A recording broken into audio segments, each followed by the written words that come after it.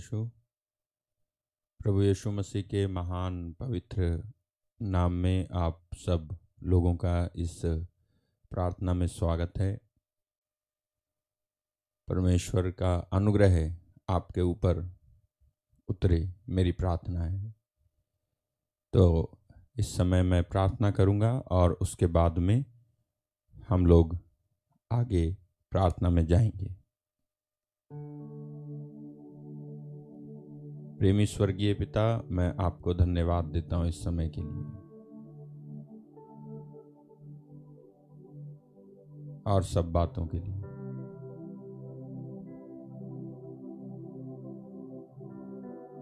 तेरी महिमा हो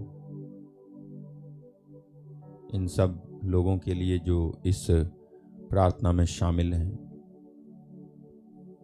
तेरा अनुग्रह, तेरी दया इनके ऊपर उतरे। ये तेरे प्रेम से, तेरे अनुग्रह से भर जाएं। आपकी आशीषें इनको मिलें जो आशीष रहित हैं। आपकी कृपाएं इनको मिलें जो कृपा से वंचित हैं। आपकी मोहब्बत, आपका प्यार इनको मिले जो आपके प्यार से वंचित हैं, जो आपको जानते नहीं हैं प्रभु, वे भी आपको जान सकें और विश्वास कर सकें कि तू ही संसार का मुक्तिदाता है, तू ही छुटकारा देता है।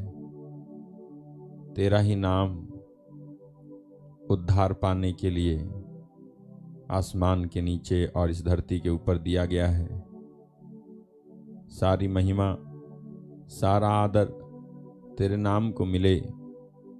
मेरी प्रार्थना है एक एक भाई बहन के लिए जो दुखी है, जो पीड़ित है, जो निराश है, जो अशांत है, आप उसे छुएं, स्पर्श करें। जहां कहीं से भी तेरे बच्चे देख रहे हैं, जुड़ रहे हैं, इनको आप आशीष दें। यीशु मसीह के मधुर पवित्र नाम में कहें आमीन, आमीन। आइए हम इस समय एक भजन गाते हैं और उसके बाद हम परमेश्वर के वचनों को सुनेंगे।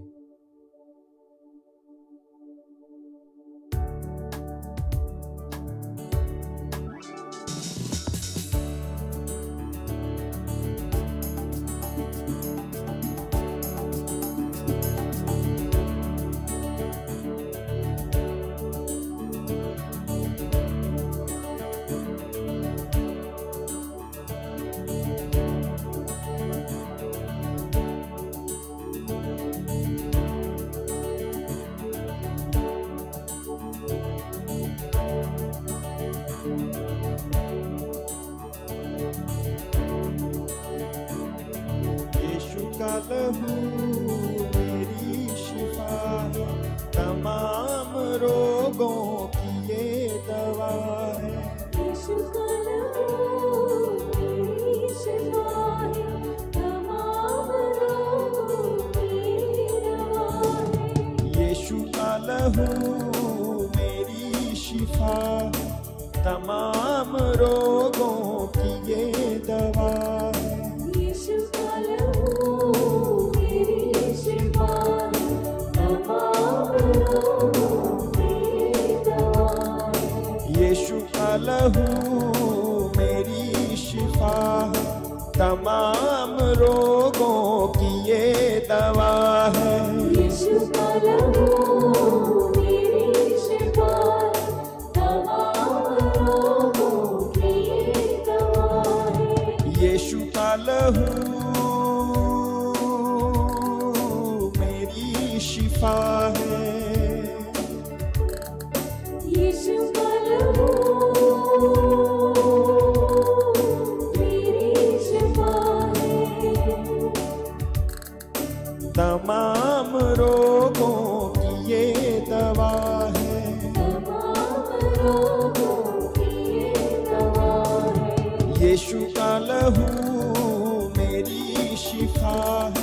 तमाम रोगों की ये दवा है।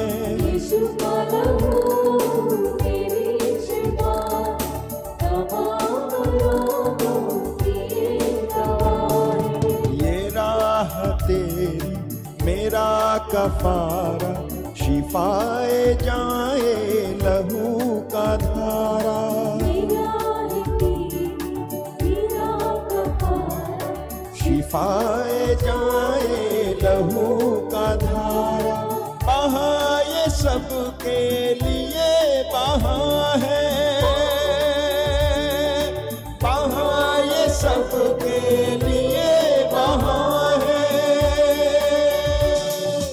यीशु का लहू मेरी शिफा, तमाम रोगों की ये दवा है। यीशु का लहू मेरी शिफा, तमाम रोगों की ये दवा है। यीशु का लहू मेरी शिफा, तमाम रोगों की ये दवा है। यीशु का लहू मेरी शिफा, तमाम रोगों की ये दवा है। मैं जब पुकारूं ये मुझ पे आए, ये हर बला से मुझे बचाए। जब पुकारूं ये मुझ पे आए, ये हर बला से मुझे बचाए। मैं जब पुकारूं ये मुझ पे आए, ये हर बला से मुझे बचाए। जब पुकारूं ये मुझ पे आए, ये हर बला से मुझे बचाए। मेरी तसल्ली मेरी वफा है, मेरी तसल्ली मेरी वफा है। यीशु का लहू मेरी तमाम रोगों की ये दवा है। यीशु का लहू मेरी शिफा, तमाम रोगों की ये दवा है। यीशु का लहू मेरी शिफा है, तमाम रोगों की ये दवा है। यीशु का लहू मेरी शिफा, तमाम रोगों की ये दवा है। बचाई इसने हयात मेरी, बनी इसी से है बात मेरी। बचाई इसने हयात मेरी, बनी इसी से है बात मेरी। बचाई इसने हयात मेरी, बनी इसी से है बात मेरी। बचाई इसने हयात मेरी, बनी इसी से है बात मेरी। ये रास्ता मेरी नजात का है, ये रास्ता मेरी नजात का है। यीशु का लहू मेरी शिफा है, तमाम रोगों की ये दवा है। यीशु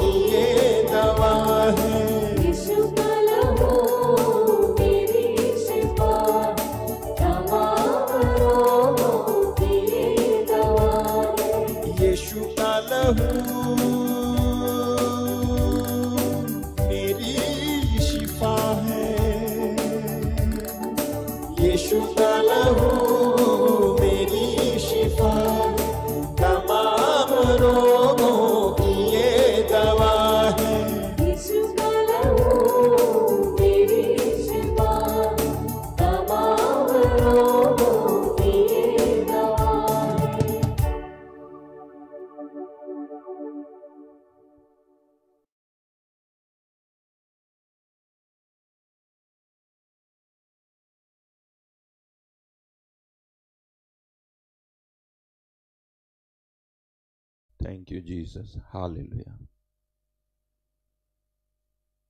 आइए हम इस समय परमेश्वर के वचनों को सुनेंगे। कई बार जब हम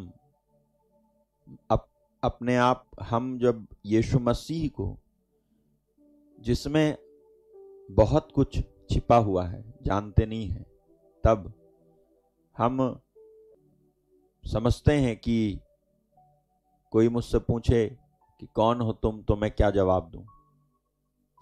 लेकिन जैसे जैसे आप यीशु मसीह में गहराई हासिल करेंगे, जैसे जैसे आप यीशु मसीह में गहराई हासिल करेंगे, जैसे जैसे आप उनको जानते जाओगे, जैसे जैसे आप उनको और उनके और करीब आते जाओगे, वैसे वैसे आपकी शर्म हट जाएगी, बल्कि आपके अंदर गर्व आए, फक्र करने वाली बात आएगी।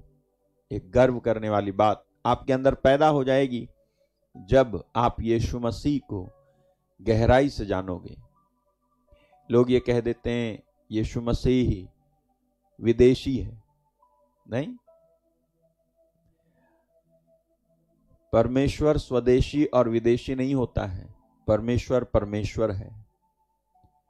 आप स्वदेशी और विदेशी हैं। परमेश्वर स्वदेशी और विदेशी नहीं, परमेश्वर परमेश्वर है। आप जहां पैदा हो गए वहां से आप अपने आप को जोड़ते हैं। कोई गरीब हो गया, गरीब पैदा हो गया, वो गरीबी से अपने आप को जोड़ता है। कोई छोटी जाति में पैदा हो गया, वो अपने आप को वहां से जोड़ता है। कोई बड़ी जाति में पैदा हो गया, वो अपने आप को वहां से जोड़ता है। कोई ऊंची जाति में पैदा हो गया, वो अपने आप को वहां से जोड़ता है। ये आपके लिए फर्क है, परमेश्वर के लिए फर्क नहीं है। और आपके अंदर जो फर्क है, इसी ने आपको ये वाक्य सिखाया है कि परमेश्वर स्वदेशी या विदेशी है। परमेश्वर एक परमेश्वर है, उसे छोड़कर और कोई परमेश्वर नहीं है। आप कितने भी मानो, लेकिन एक ही परमेश्वर है और उसका पुत्र है यीशु मसीह, जो हमारे लिए, हमारे उद्धार के लिए इस जगत में आए, जैसा कि बाइबल में लिखा हुआ है। हमारे लिए हमारे गुनाहों और पापों को उन्होंने अपने ऊपर लिया और हमें छुटकारा दिया है। मेरे भाई, मेरी बहन, तो इसलिए मसीही होना, यीशु मसीह को मानना, यीशु मसीह के पीछे चलना कोई शर्म की बात नहीं है, जैसा कि कुछ लोगों को लगता हो। तो शर्म की बात क्या है मालूम है? शर्म की बात है, अगर आप हत्यारे हैं तो आप शर्म महसूस करो। अगर आप चोर हो तो आप शर्म महसूस करो। अगर आप कातिल हो, अगर आप दूसरों के कामों में टांग अड़ाते हो तो आप शर्म महसूस करो। आप शर्म महसूस करो अगर आप सत्य को अधर्म के द्वारा दबाए रहते हो तो, जैसा कि रोमन्स 1:8 में लिखा हुआ है। आप शर्म करो यदि आप अविनाशी परमेश्वर की महिमा को नाशमान मनुष्यों, पशुओं और रेंगने वाले जंतुओं की मूर्तों के समान बदलते हो तो आप शर्म करो। ठीक है, आप शर्म करो यदि आप सृजनहार को जानते हुए भी सृष्टि की उपासना करते हो तो आप शर्म करो। लेकिन यदि आप एक सच्चे परमेश्वर की उपासना करते हैं तो आपको शर्म करने की या जरूरत नहीं, बल्कि गर्व करने की जरूरत है। ओके, आप शर्म करें अगर ऐसा है जैसा कि रोमी 1:26 और 27 में लिखा है, जिन्होंने स्त्री पुरुषों का स्वाभाविक व्यवहार छोड़कर अस्वाभाविक व्यवहार कर शरीर रूपी परमेश्वर के मंदिर को दूषित किया है, तो शर्म करो। अगर शर्म करना है तो इन बातों पे शर्म करें। आप शर्म करें यदि आप अन्याय करते हैं, जैसा कि 1 कुरिन्थी 6:9 में लिखा हुआ है। आप शर्म करें यदि आप धोखा देते हैं तो, झूठ बोलते हैं तो, मारपीट करते हैं तो, अन्यायपूर्वक जीते हैं तो, घूसखोरी करते हैं तो, शोषण करते हैं तो, रिश्वतखोर हैं आप तो आप शर्म करो। उल्टे मैंने देखा है जो ऐसे काम करते हैं वो और ज्यादा जो है मजबूत बन के जीते रहते हैं। पैसे के बलबूते पर कूदते रहते हैं, हालांकि कर्म उनके सही नहीं है, कर्म उनके गलत हैं। वो कभी परमेश्वर कौन है करके पूछते नहीं, जानते नहीं, उसके पीछे जाते नहीं। उसके बावजूद भी वो जो है सीना तान करके जीते हैं। और हम लोग जो प्रभु यीशु मसीह पर विश्वास करते और उसके बताए मार्ग पर चल के हर प्रकार के गुनाह और पापों को छोड़ करके जीते हैं, हमें ज्यादा शर्म आती है, हमें ज्यादा डर लगता है, जबकि ऐसा नहीं होना चाहिए। आपको डर और आपको शर्म इसलिए है क्योंकि आपने अपने मसीहा को अच्छे से जाना ही नहीं है। अगर आप उसे जान जाएंगे और उसकी बुद्धि और उसका विवेक और उसका आत्मा आपके अंदर बैठ जाएगा, निवास करेगा, तब आपको डरने और सर झुकाकर जीने की जरूरत नहीं है, बल्कि आप अपने अंदर एक गर्व महसूस करेंगे कि आप एक सच्चे मसीही हैं। नाम मात्र के मसीही बन करके आप जियोगे जो दोनों नाव में पैर रखे रहता है, इधर भी छलांग लगा लो, उधर भी छलांग लगा लो, उधर भी नाच लो, इधर भी नाच लो, उधर मैदान छोड़ो, इस वाले मैदान में खेलो, इस वाले मैदान को छोड़ो, उस वाले मैदान में खेलो। तो ये दोगलापन वाला मसीहीपना परमेश्वर को नहीं चाहिए, और ना परमेश्वर ऐसे लोगों को अलाउ करेगा उसके राज्य में। तो अगर आप एक सच्चे मसीही की जिंदगी जीते हो तो आप गर्व करो, शर्म मत करो, गर्व करो।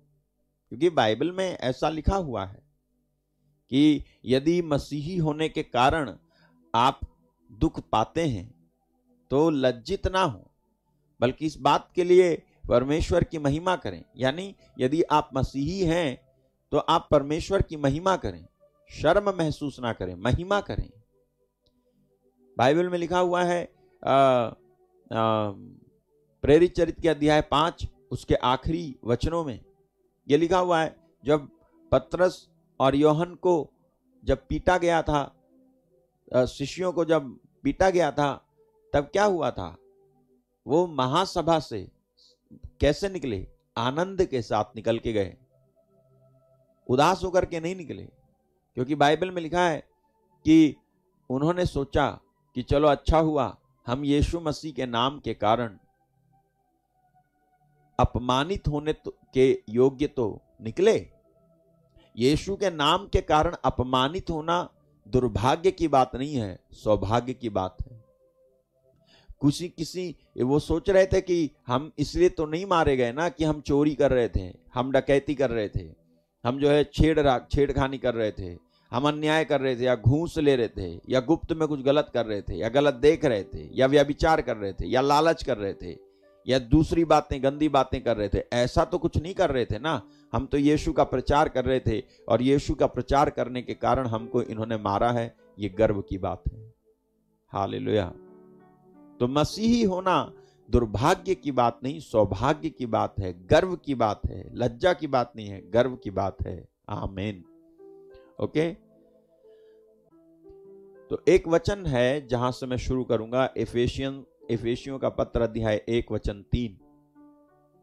अगर आप उसे देखोगे तो वहां लिखा है, हमारे प्रभु यीशु मसीह के परमेश्वर और पिता का धन्यवाद हो।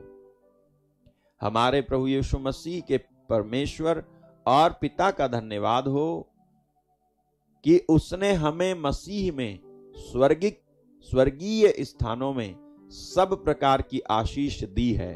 हालेलुया। यहां लिखा है कि हमारे प्रभु यीशु मसीह के परमेश्वर और पिता का धन्यवाद हो कि उसने हमें मसीह में स्वर्गीय स्थानों में सब प्रकार की आशीष दी है। यह वचन मुझसे कहता है कि सब प्रकार की आशीष हमको यीशु मसीह में स्वर्गीय स्थानों में दी गई है। पौलुस एक भेद की बात बताता है। वो कहता है कि परमेश्वर ने अपने पुत्र को किस लिए भेजा, और वो धन्यवाद कर रहा है, यहां पे परमेश्वर का धन्यवाद कर रहा है, और कहता है हमारे प्रभु यीशु मसीह के परमेश्वर और पिता का धन्यवाद हो। उनका पिता का धन्यवाद हो कि पुत्र को भेजा। यही मतलब है, पिता का धन्यवाद हो कि उसने हमें मसीह में स्वर्गीय स्थानों में सब प्रकार की आशीषें दी हैं। तो सब प्रकार की आशीषें, आशीषों का जो कॉन्सेप्ट है, सब प्रकार की आशीषों की जो बात है, वो आपके इसी जीवन में पूरे होने के लिए है। आपको मालूम है, जब तक आप ये विश्वास नहीं करोगे तब तक आपको सब प्रकार की आशीष मिलेंगी नहीं। सब प्रकार की मतलब सब प्रकार की, क्या आत्मिक, क्या भौतिक, क्या स्वर्गिक, सब प्रकार की आशीष। चाहे आप सोचो कि मेरा घर हो तो हां घर हो, चाहे आप सोचो कि मैं स्वर्ग में जाऊं तो हां स्वर्ग में जाओ, चाहे आप सोचो कि मुझे आत्मा के वरदान मिले तो जी हां आपको आत्मा के वरदान मिले, ऐसी व्यवस्था है। चाहे आप सोचो कि मेरा शरीर स्वस्थ हो जाए, मैं ठीक हो जाऊं, मैं ऐसी दशा में जीना नहीं चाहता, तो जी हां परमेश्वर ने ऐसी व्यवस्था बाइबल में अपने पुत्र यीशु मसीह को भेजने के द्वारा की। संसार में उसने अपने पुत्र को भेजा कि जब उस पर विश्वास करा जाए तो आप उसके पुत्र के ओर से उसके पुत्र के आपके लिए क्रूस पर बलि चढ़ने के बाद मिली हुई आशीषों के आप हकदार और भागीदार हो जाएं। ओके, तो यहां पर लिखा हुआ है, आप ध्यान से इस आयत को समझाऊंगा और आप समझना, ठीक है। यहां क्या लिखा है? यहां लिखा है उसने हमें मसीह में, और मैंने आपसे कहा है कि प्लीज आप एक भी दिन मिस नहीं करना। अगर आप सचमुच में ये जो नीचे लिखा है ना, सब प्रकार की आशीष दी है, सब प्रकार की आशीष पाना चाहते हैं तो आपको एक भी दिन मिस नहीं करना है, क्योंकि इस हफ्ते में मैं इस चीज को कवर करूंगा और आपकी बुद्धि खुलेगी। सुनिए, यहां लिखा है उसने हमें सब प्रकार की आशीष दी है। तो ये हमें कौन है? ये हमें कौन है? क्या वो हमें वो दुनिया की बात कर रहा है पौलुस, या राष्ट्र की बात कर रहा है, नेशन की बात कर रहा है, या जो है गैर यहूदियों की बात कर रहा है, या यहूदी चुने हुए लोगों की बात कर रहा है? मैं आपको बताऊं, ना तो वो दुनिया की बात कर रहा है, ना राष्ट्र की बात कर रहा है, ना गैर यहूदियों की बात कर रहा है। ये हमें जब वो कहता है ना, हमें इंग्लिश में लिखा हुआ है, may blessings be to the God and Father of our Lord Jesus Christ, who has blessed us, who has blessed us। तो हमें, ये जो हमें शब्द है, ये हमें में दुनिया नहीं है, क्योंकि सब प्रकार की आशीषों को दुनिया ने नहीं पाया अभी तक। हालेलुया। ओके, और लिखा यह है spiritual blessings in the heavenly realm. Hallelujah.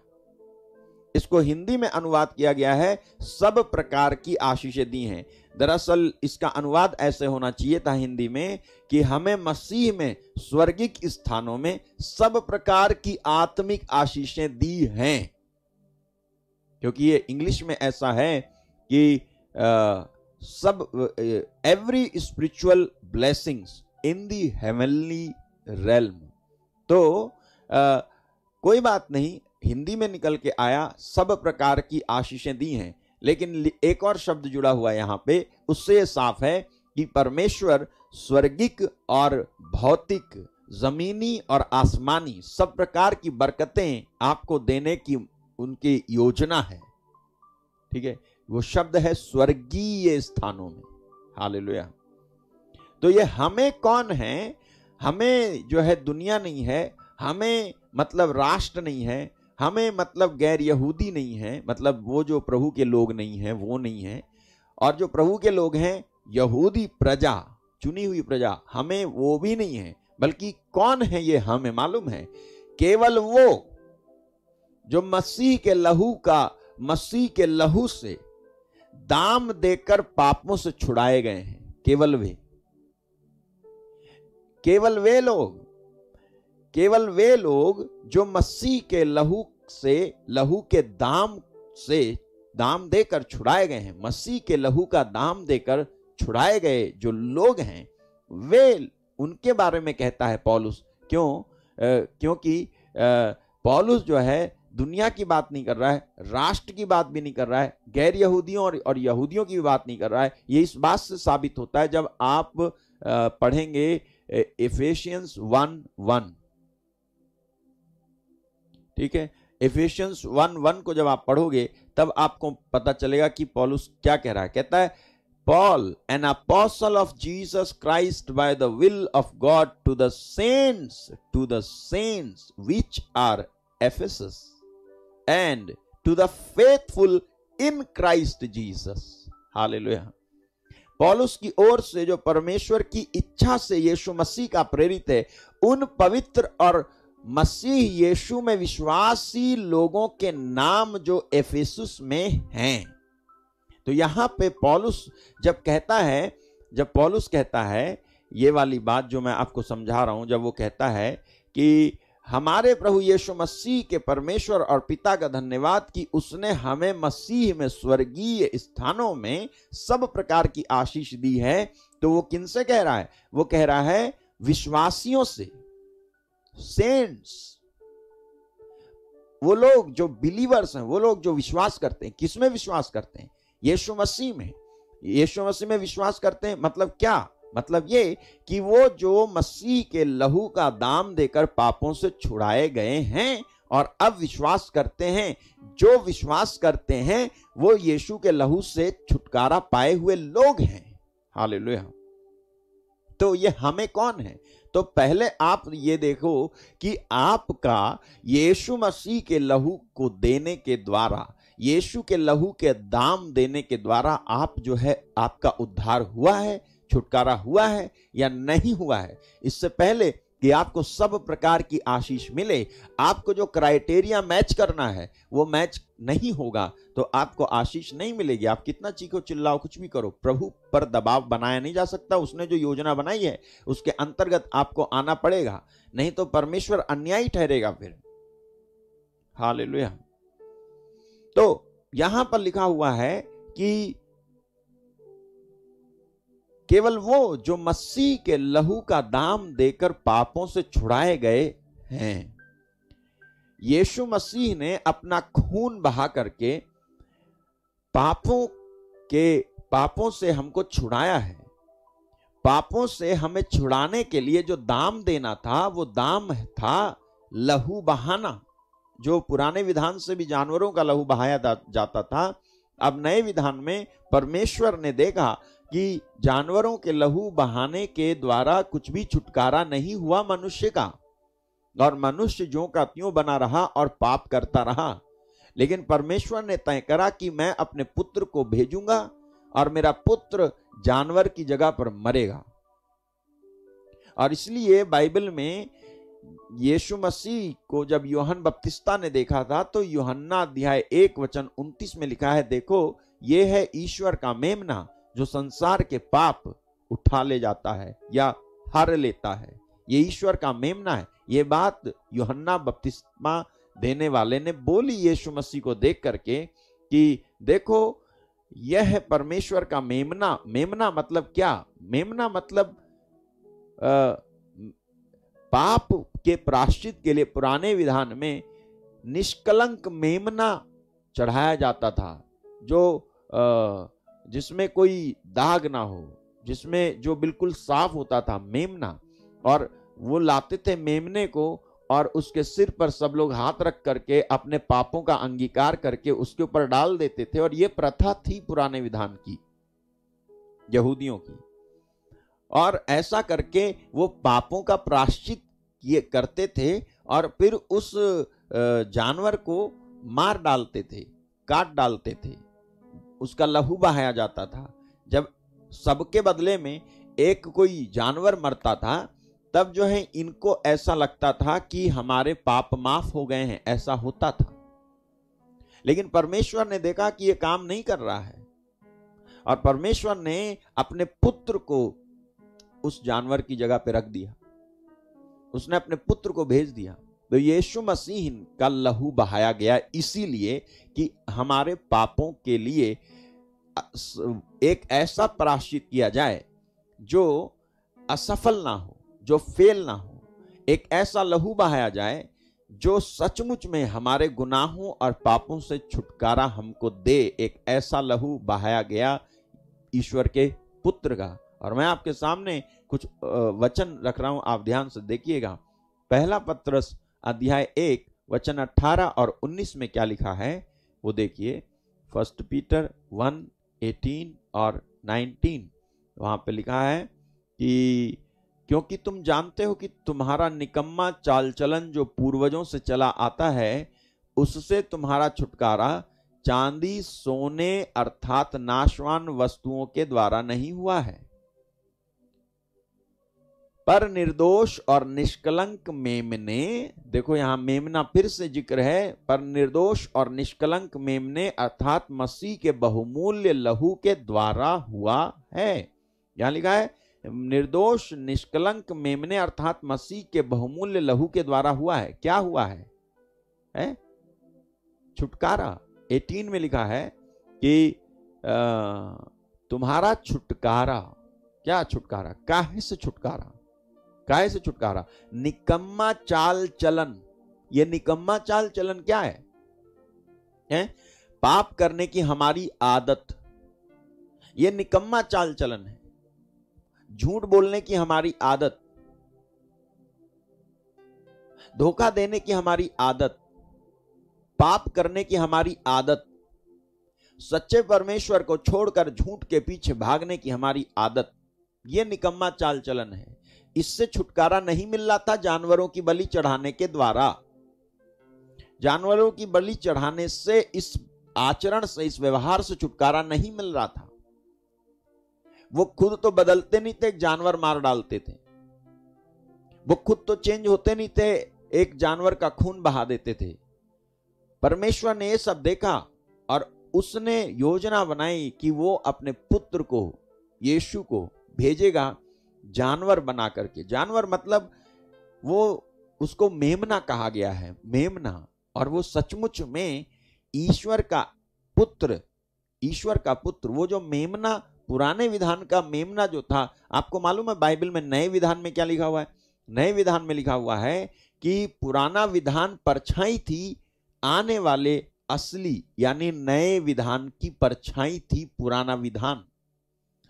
तो पुराना विधान परछाई मतलब शैडो, शैडो, ओके, शैडो था पुराना विधान। जो तो क्या हुआ, जब शैडो, आप समझते हैं, जब नया विधान ऐसा कहता है कि पुराना विधान परछाई मात्र था।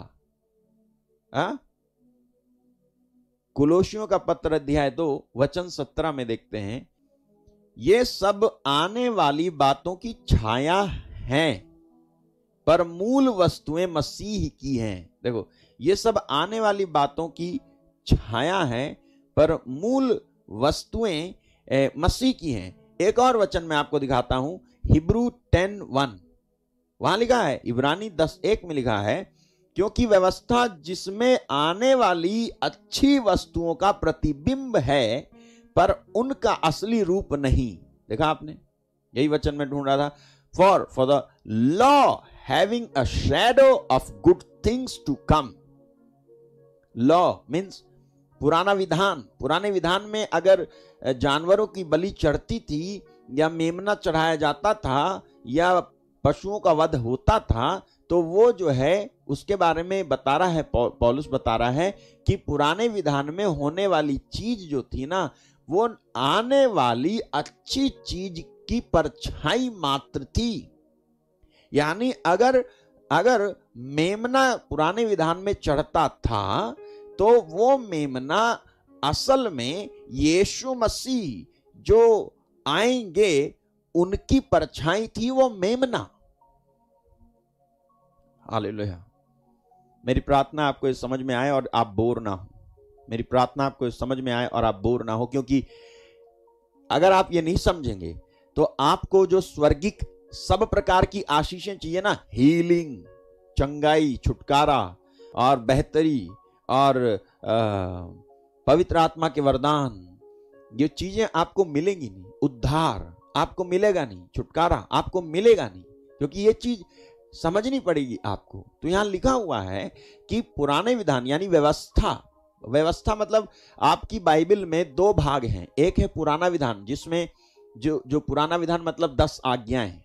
10 आज्ञाओं पे बनाई हुई जो है क्या थी, वो विधियां। आपको मैं बता दूं, एक दिन मैं आपको बताऊंगा कि परमेश्वर ने जीव जंतु चढ़ाओ की आज्ञा नहीं दी थी।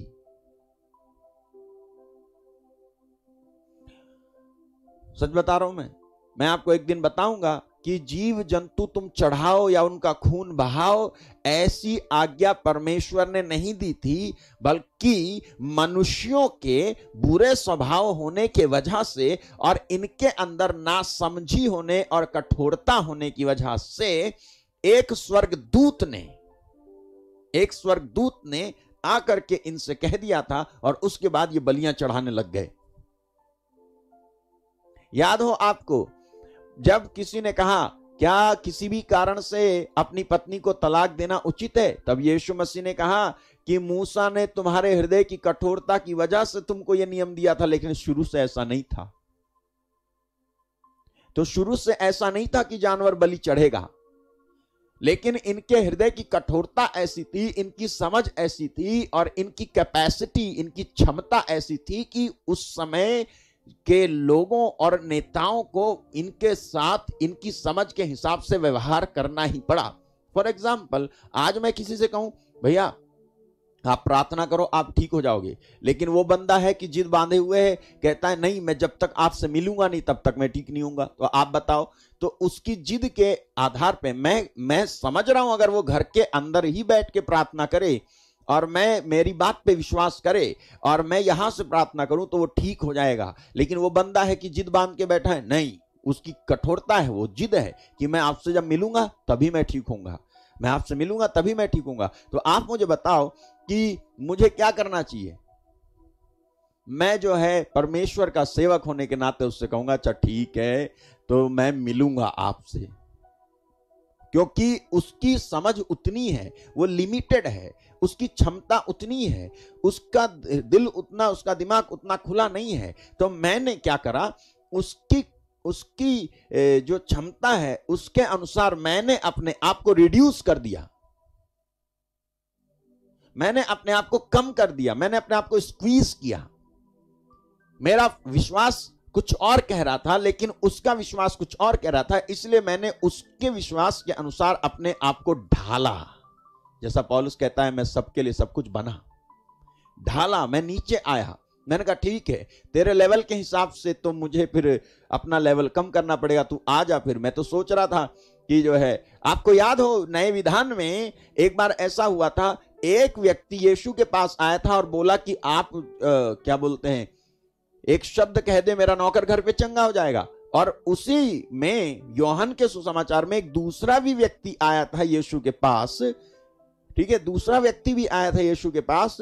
तो यीशु मसीह ने कहा जा तेरा जो है बेटा, बेटे के लिए आया था, वो नौकर के लिए आया था, ये बेटे के लिए आया था।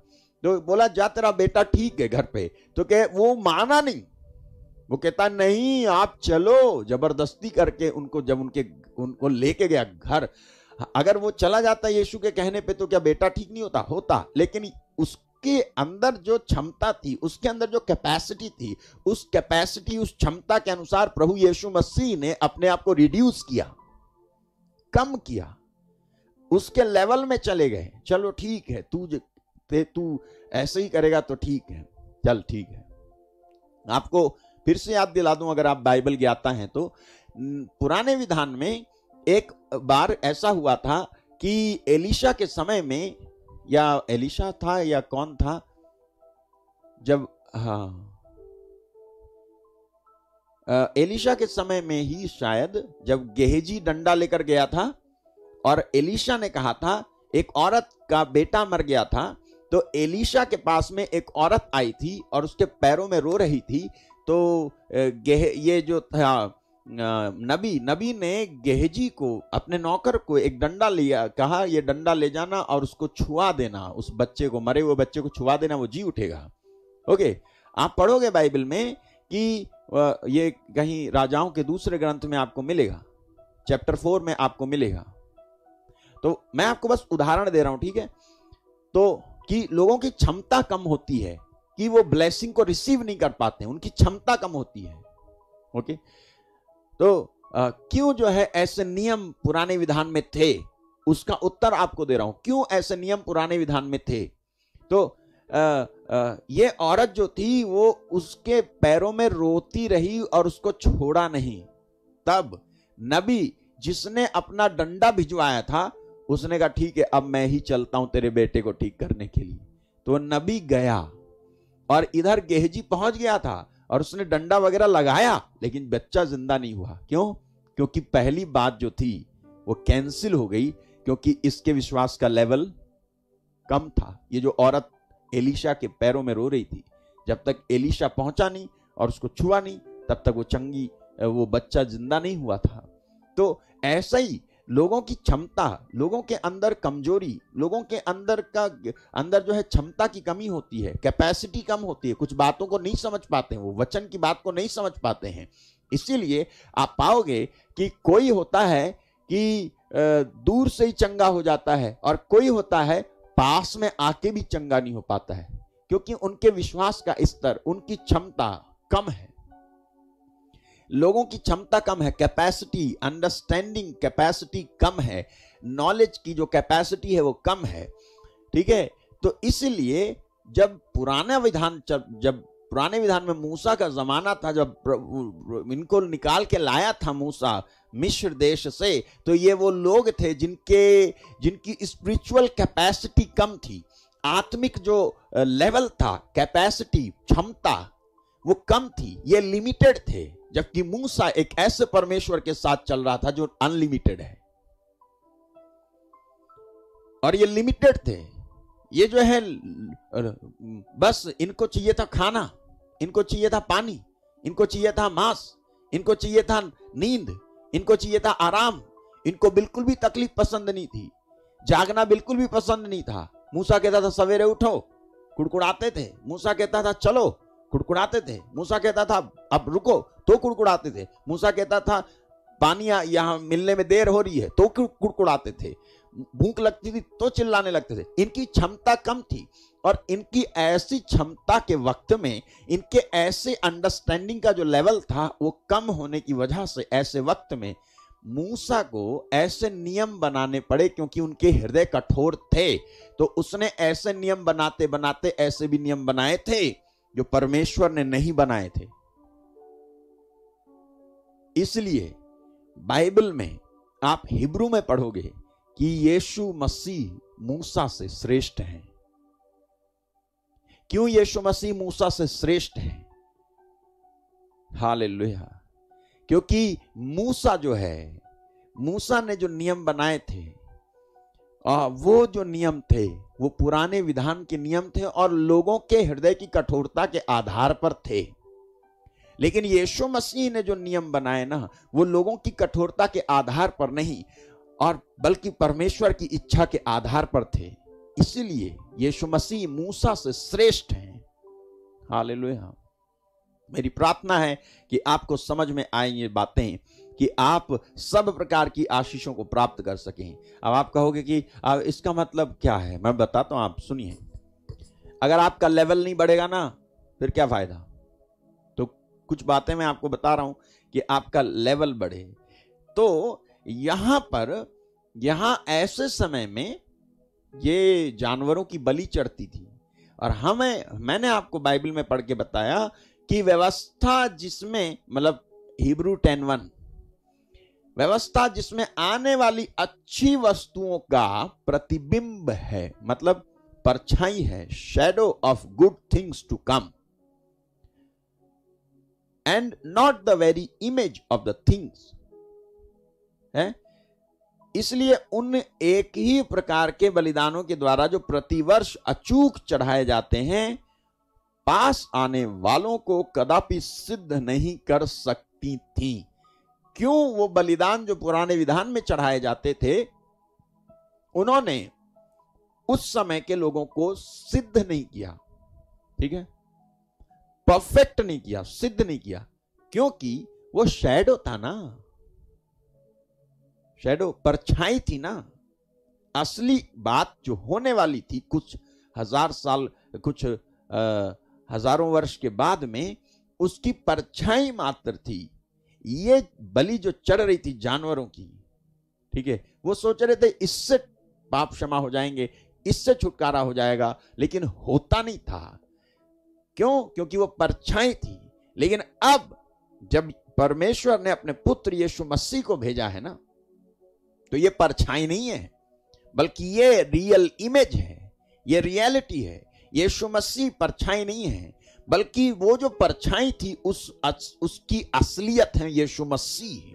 इसलिए जब कोई यीशु मसीह में विश्वास करता है तो उस समय भले ही पाप क्षमा ना हुए, लेकिन इस समय पाप क्षमा होंगे। इसलिए पतरस लिखता है 1:18 और 19 में, 1 पीटर 1:18 और 19 में लिखा हुआ है कि तुम्हारे पूर्वजों से चली आई हुई, ठीक है, यहां लिखा है, तुम जानते हो कि तुम्हारा निकम्मा चाल चलन जो पूर्वजों से चला आता है, उससे तुम्हारा छुटकारा सोने चांदी अर्थात नाशवान वस्तुओं के द्वारा नहीं हुआ।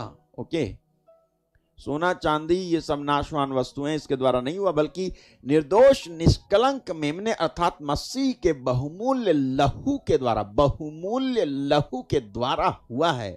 यानी जिस जानवर जो तुम चढ़ा रहे थे ना पुराने विधान में, जो तुम पहले बलियां चढ़ा रहे थे, उन बलियों से नहीं हुआ तुम्हारा छुटकारा। तुम्हारा छुटकारा अब इस बलि से हुआ है जो मनुष्य ने नहीं चढ़ाई, बल्कि परमेश्वर ने चढ़ाई है, और जानवर की नहीं है, बल्कि उसके पुत्र की है।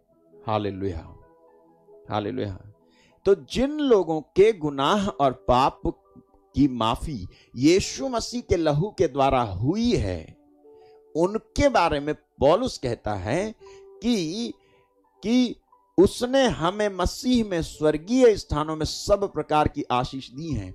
मतलब वो लोग हैं जिनके पाप और गुनाह यीशु मसीह के लहू के द्वारा धो दिए गए हैं, जिनके ऊपर कोई कलंक नहीं लगा हुआ है, जिनके ऊपर यीशु का लहू लगने के बाद में उनके गुनाह और पाप धुल गए हैं। वो लोग हैं जिनको सब प्रकार की आशीष, चाहे वो आत्मिक हो या भौतिक हो, मिलेगी। और ये कॉन्सेप्ट, सब प्रकार की आशीष का कॉन्सेप्ट आपके इसी धरती पर रहते रहते पूरा होवे की बात है, ना कि मरने के बाद पूरा होगा की बात है, ना इसी समय। हालेलुया। ये अनंत जीवन का जो कॉन्सेप्ट है, ये मरने के बाद का कॉन्सेप्ट नहीं है, बल्कि इसी जीवन का कॉन्सेप्ट है, इटर्नल लाइफ, अनंत जीवन। हालेलुया। मैं आपको बता रहा हूं। तो वो हम जब कहता है कि हमें मसीह में स्वर्गीय, हमें मसीह में, तो वो लोग हैं जो सचमुच में यीशु मसीह के लहू से, जिन्होंने अपने आप को धोया है, ठीक है, यीशु के लहू से धोया है, और यीशु के लहू के दाम से जो खरीदे हुए हैं, जो समझते हैं कि हमको यीशु मसीह के लहू से खरीदा गया है। मैं समझता हूं अब कि मैं यीशु के लहू से खरीदा गया हूं, ठीक है, मेरे लिए दाम चुकाया गया है, मेरे लिए दाम, तो मैं अपनी मन मर्जी नहीं कर सकता हूं। मैं यीशु के लहू से खरीदा होने की वजह से, खरीदा हुआ होने की वजह से अब परमेश्वर की संपत्ति हूं। कहते बड़ा हो कि मैं परमेश्वर तेरा हूं, मैं तेरा हूं, मानते भी हो। Do you mean it what you से, कि मैं परमेश्वर का हूं, मैं परमेश्वर। तुम परमेश्वर के कैसे हो? क्योंकि परमेश्वर के पुत्र ने अपने लहू का दाम देकर तुमको शैतान के हाथ से छुड़ाया है। वही हमारा छुटकारा है, वही उसने हमारी छुड़ौती दी है, उसी ने हमारा छुटकारा किया है, उसने छुटकारा किया है। किसी सोने चांदी, किसी यज्ञ, किसी प्रकार की तपस्या, किसी प्रकार के कर्म कांड, किसी प्रकार की यात्रा, किसी प्रकार के चढ़ावे से हमारा उद्धार नहीं हुआ है। हमारा उद्धार हुआ यीशु मसीह के बहुमूल्य लहू को देने के द्वारा, क्योंकि ये योजना परमेश्वर की है। तुम जो कर रहे थे वो तुम्हारी योजना थी, मनुष्यों की योजना से नहीं, परमेश्वर की योजना से हमको छुटकारा मिला है। ओके, तो एक और वचन 1 कुरिन्थी 6:20 मेरी इस बात पर मुहर लगाता है, साबित करता है। 1 कुरिन्थी 6:20 और उसके बाद 1 कुरिन्थी 7:23 के लिए, 7:23 के लिए भी तैयार रहना। यहां लिखा है, क्योंकि दाम देकर मोल लिए गए हो, इसलिए अपनी देह के द्वारा परमेश्वर की महिमा करो। आपको मालूम है, आज जब मैं प्रार्थना कर रहा था, तब मैं प्रभु से कह रहा था कि प्रभु, मेरा शरीर दाम देकर खरीदा गया है, तो इसमें तो तेरी महिमा प्रकट होनी चाहिए ना। मैं इसके द्वारा तेरी महिमा करूं, मैं इसके द्वारा तेरी महिमा करूं। मतलब ये एक जरूरी बात है कि मेरे शरीर के द्वारा परमेश्वर तेरी महिमा हो, तो परमेश्वर की महिमा कैसे होगी? याद है आपको यीशु ने क्या कहा था? तुम्हारे स्वर्गीय पिता की महिमा इससे होगी कि तुम क्या करो? तुम भले काम करो। तुम्हारे स्वर्गीय पिता की महिमा कैसे होगी? कि तुम भला काम करो। क्या होगा भला काम? बताओ, भला काम क्या हो सकता है? यीशु मसीह ने क्या करा था भला काम? प्रेरित चरित्र अध्याय 10 वचन 38, एक्ट्स 10:38, अगर वो भला काम था तो वही भला काम करने के लिए आज मुझे और आपको कहा गया है। और उसे अगर आप कर नहीं पाते हैं तो आपको प्रार्थना करनी है कि प्रभु ये काम करने के लिए मुझे सामर्थ दे। देखो क्या लिखा है, परमेश्वर ने किस रीति यीशु नासरी को पवित्र आत्मा और सामर्थ्य से अभिषेक किया कि वो भलाई करता और सबको जो शैतान के सताए हुए थे अच्छा करता फिरा, क्योंकि परमेश्वर उसके साथ था। तो यीशु ने कैसे भलाई करी? सबको जो शैतान के सताए हुए थे अच्छा करता फिरा। उसमें बीमार भी थे, उसमें दुष्ट आत्मा से ग्रसित लोग थे, उसमें मरे हुए लोग भी थे, उसमें पापी लोग भी थे, उसमें सब प्रकार के गलत लोग भी थे, जिनको प्रभु यीशु मसीह अच्छा करता फिरा। जो खराब था उसको वो अच्छा करता फिरा। ये भलाई थी। तो यदि ये भलाई थी तो जब यीशु ने कहा कि तुम्हारे स्वर्गीय पिता की महिमा इससे प्रकट होगी कि तुम भलाई करो, भले काम करो, तुम्हारे भले कामों के द्वारा उसकी महिमा हो, तो क्या हो सकता है भला काम अगर ये नहीं है? तो प्रेरित चरित्र के 3 अध्याय में एक लंगड़े को ठीक कर दिया था। तो लंगड़े को ठीक करने के बाद में उनसे सवाल किया जा रहा था, तो प्रेरित लोग मतलब पतरस कहता है कि हमने इस लंगड़े का मनुष्य का उपकार किया है। आप 4:9 को जरा डालना, जरा एक्ट्स 4:9, भलाई की है, मतलब हमने इसका उपकार किया, हमने इसकी भलाई की है। और हमसे आज सवाल किया जा रहा है, पूछताछ की जा रही है। 9 देखो यहां क्या लिखा हुआ है, हे लोगों के सरदारों और प्राचीनों, इस दुर्बल मनुष्य के साथ जो भलाई की गई है, यदि आज हमसे उसके विषय में पूछताछ की जाती है कि वह कैसे अच्छा हो गया, मतलब वो कह रहे हैं हमने इस दुर्बल मनुष्य के साथ जो भलाई की है, क्या थी वो भलाई? बताओ। लंगड़ा था, भलाई वो थी कि भीख मांग रहा था तो लोग जो है उसके जो कटोरे में भीख डाल रहे थे, ये भलाई थी ना। असली भलाई ये नहीं कि तू भिखारी को भीख दे, असली भलाई ये कि उसका भीख मांगना छुड़ा। असली भलाई ये नहीं कि तू गरीबों को चादर बांट, जरूरी है आप बांटो, अगेंस्ट नहीं हूं मैं इसके, लेकिन असली भलाई यह है कि उसकी गरीबी को दूर करने का कोई इंतजाम कर।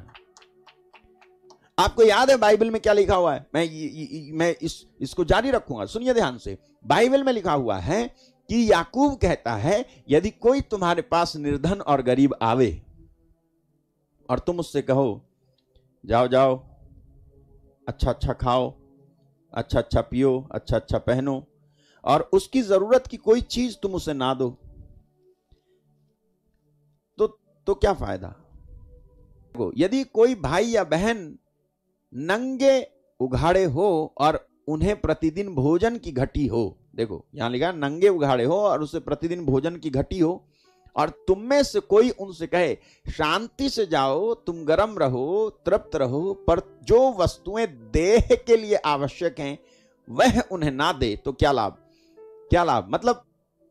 मतलब ये कि आप भलाई कर रहे हो तो केवल कह के भलाई मत करो, कुछ करके भलाई करो। हालेलुया।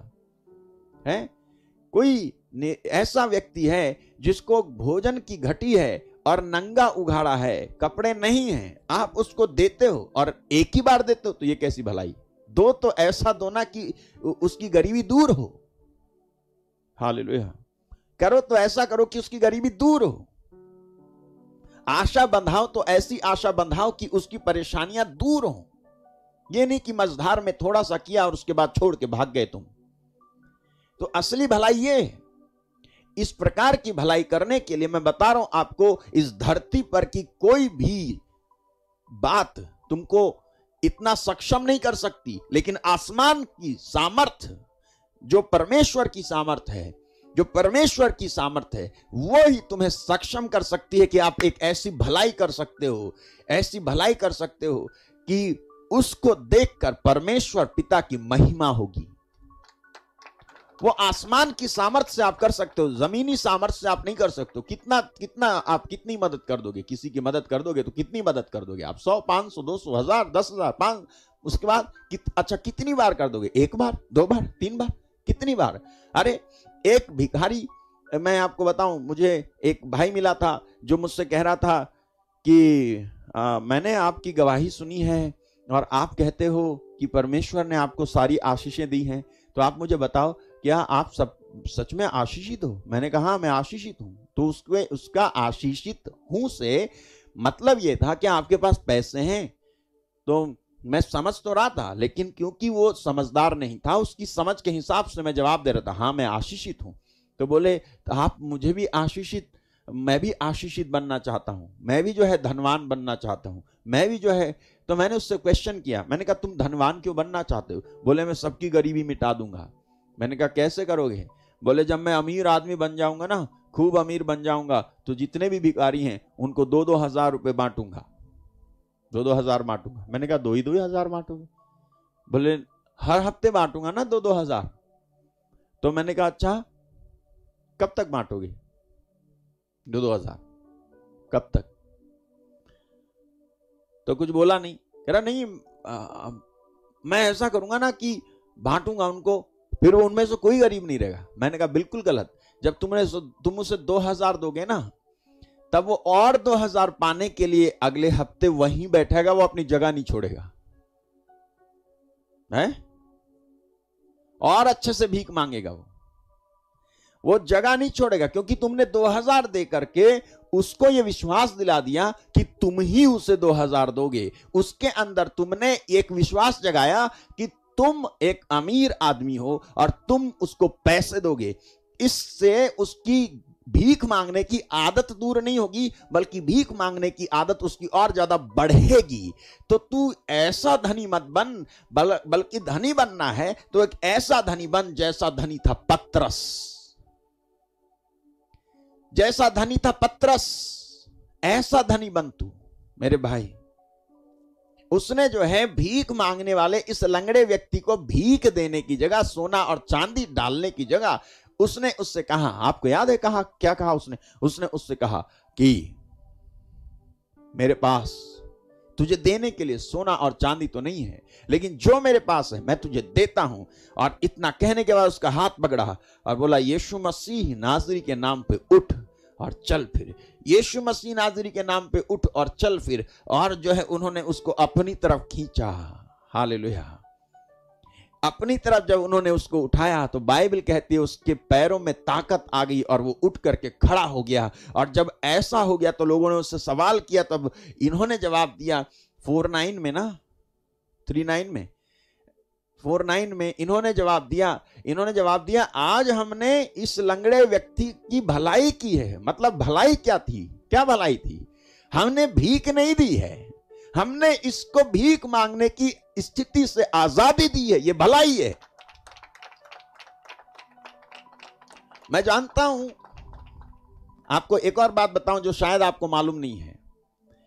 ओके, शायद आपको मालूम नहीं है। ये जो व्यक्ति था ना, ये किसी का बिजनेस था। ये जो भिखमंगा था, ये जो लंगड़ा था ना, ये किसी का बिजनेस था।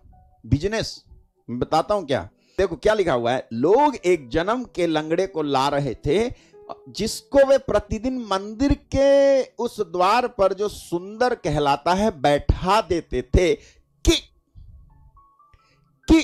वह मंदिर में जाने वालों से भीख मांगे। हालेलुया। देखो पर्पस क्या था इस लंगड़े व्यक्ति को लाने का? उद्देश्य क्या था इनका उद्देश्य था, और वो भी हर दिन लाते थे लंगड़े को। तो जब ये लाते थे तो ले भी जाते थे। जब ये लाते थे इस लंगड़े को तो लेके भी जाते थे। तो इस लंगड़े को जब लेके जाते थे तो इस लंगड़े को मिला हुआ दान भी लेके जाते थे। इस लंगड़े ने जितनी कमाई की होती थी पूरे दिन भर, उसको भी लेकर के जाते थे। वो कौन? वो ये लोग आज भी हैं जिनको मैं बता रहा हूं ना आपको, पाप करने की भी हद होती है लोगों की, पाप करने की भी हद होती है, लोगों ने उसे भी पार की है। शैतान ने ऐसे ऐसे दिमाग लोगों के बनाए हैं। अब बताओ इनको कहां से सूझा कि यार इस लंगड़े को कमाई का जरिया बना लेते हैं। आज बहुत सारे लोग हैं, मालूम है आपने खबरें सुनी होंगी, कुछ बच्चों को अंधा कर दिया जाता है जानबूझकर कि वो अंधे बन के भीख मांगे, और जो भीख मांगे उससे वो लोग पले जिन्होंने उनको अंधा किया। टांगे तोड़ दी जाती, आपको मालूम नहीं है, टांगे तोड़ देते हैं, किसको मालूम है? घूम रही है मीडिया वहां पे, ऐसे लोगों को तो पकड़ भी नहीं पाता कोई। टांगे तोड़ देते हैं, लंगड़ा बना देते हैं, और उसके बाद जा जा भीख मांगे ला, भीख मांगते हैं, और उसमें से उनको मिलता है और उसका बहुत सारा वो ले लेते हैं। इस तरह से उनका बिजनेस चलता है। तो ये लंगड़ा किसी का बिजनेस था। आज कई लोग इसी तरह का बिजनेस कर रहे हैं, हमें मालूम नहीं है, हमें मालूम नहीं है, बस हमें मालूम नहीं है, ऐसा हो रहा है। तो ये लोग जो है इसको लेकर के आते थे, हर दिन यहां बैठाते थे। इसमें इनका ये स्वार्थ था कि ये लंगड़ा जो है अंदर जाने वालों से भीख मांगे, और सोना चांदी वहां पे लोग दिया करते थे, भिखारियों को भी देते थे, और इसको रोजाना लाते थे, ले जाते थे, उठा करके बैठा देते थे, ले जाते थे, उठा के। और एक और बात बताता हूं, बताऊं, सुनो। ये लंगड़ा सुंदर नामक फाटक पे जो बैठता था, यीशु के जमाने से बैठता था, यीशु के जमाने से। और आपको बताऊं, यीशु कई बार इस सुंदर नामक फाटक पर आए थे, लेकिन जानबूझकर ये लोग इस लंगड़े को उस दिन लेके नहीं आते थे कि कहीं ऐसा ना हो कि यीशु इनको ठीक कर दे और हमारा बिजनेस ठप हो जाए।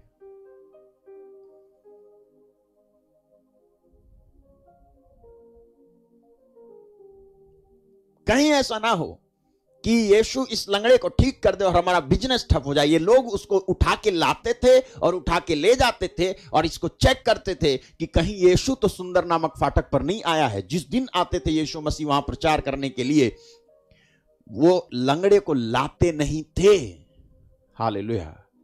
लेकिन जब यीशु मर गए और जब यीशु चले गए, तब इन लोगों को भी नहीं मालूम था कि चेलों को वो सामर्थ्य मिली है जो यीशु को थी, और इन्होंने उस दिन उसको लाके बैठाया और ये गलती कर दी। और पतरस और यूहन्ना आए और आकर के कहते हैं,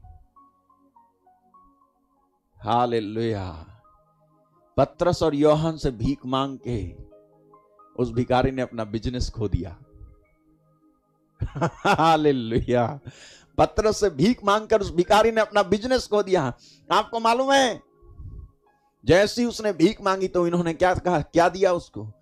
कहा, एक देने के लिए हमें तेरे पास सोना और चांदी तो है नहीं, लेकिन जो हमारे पास है हम वही तुझे देते हैं।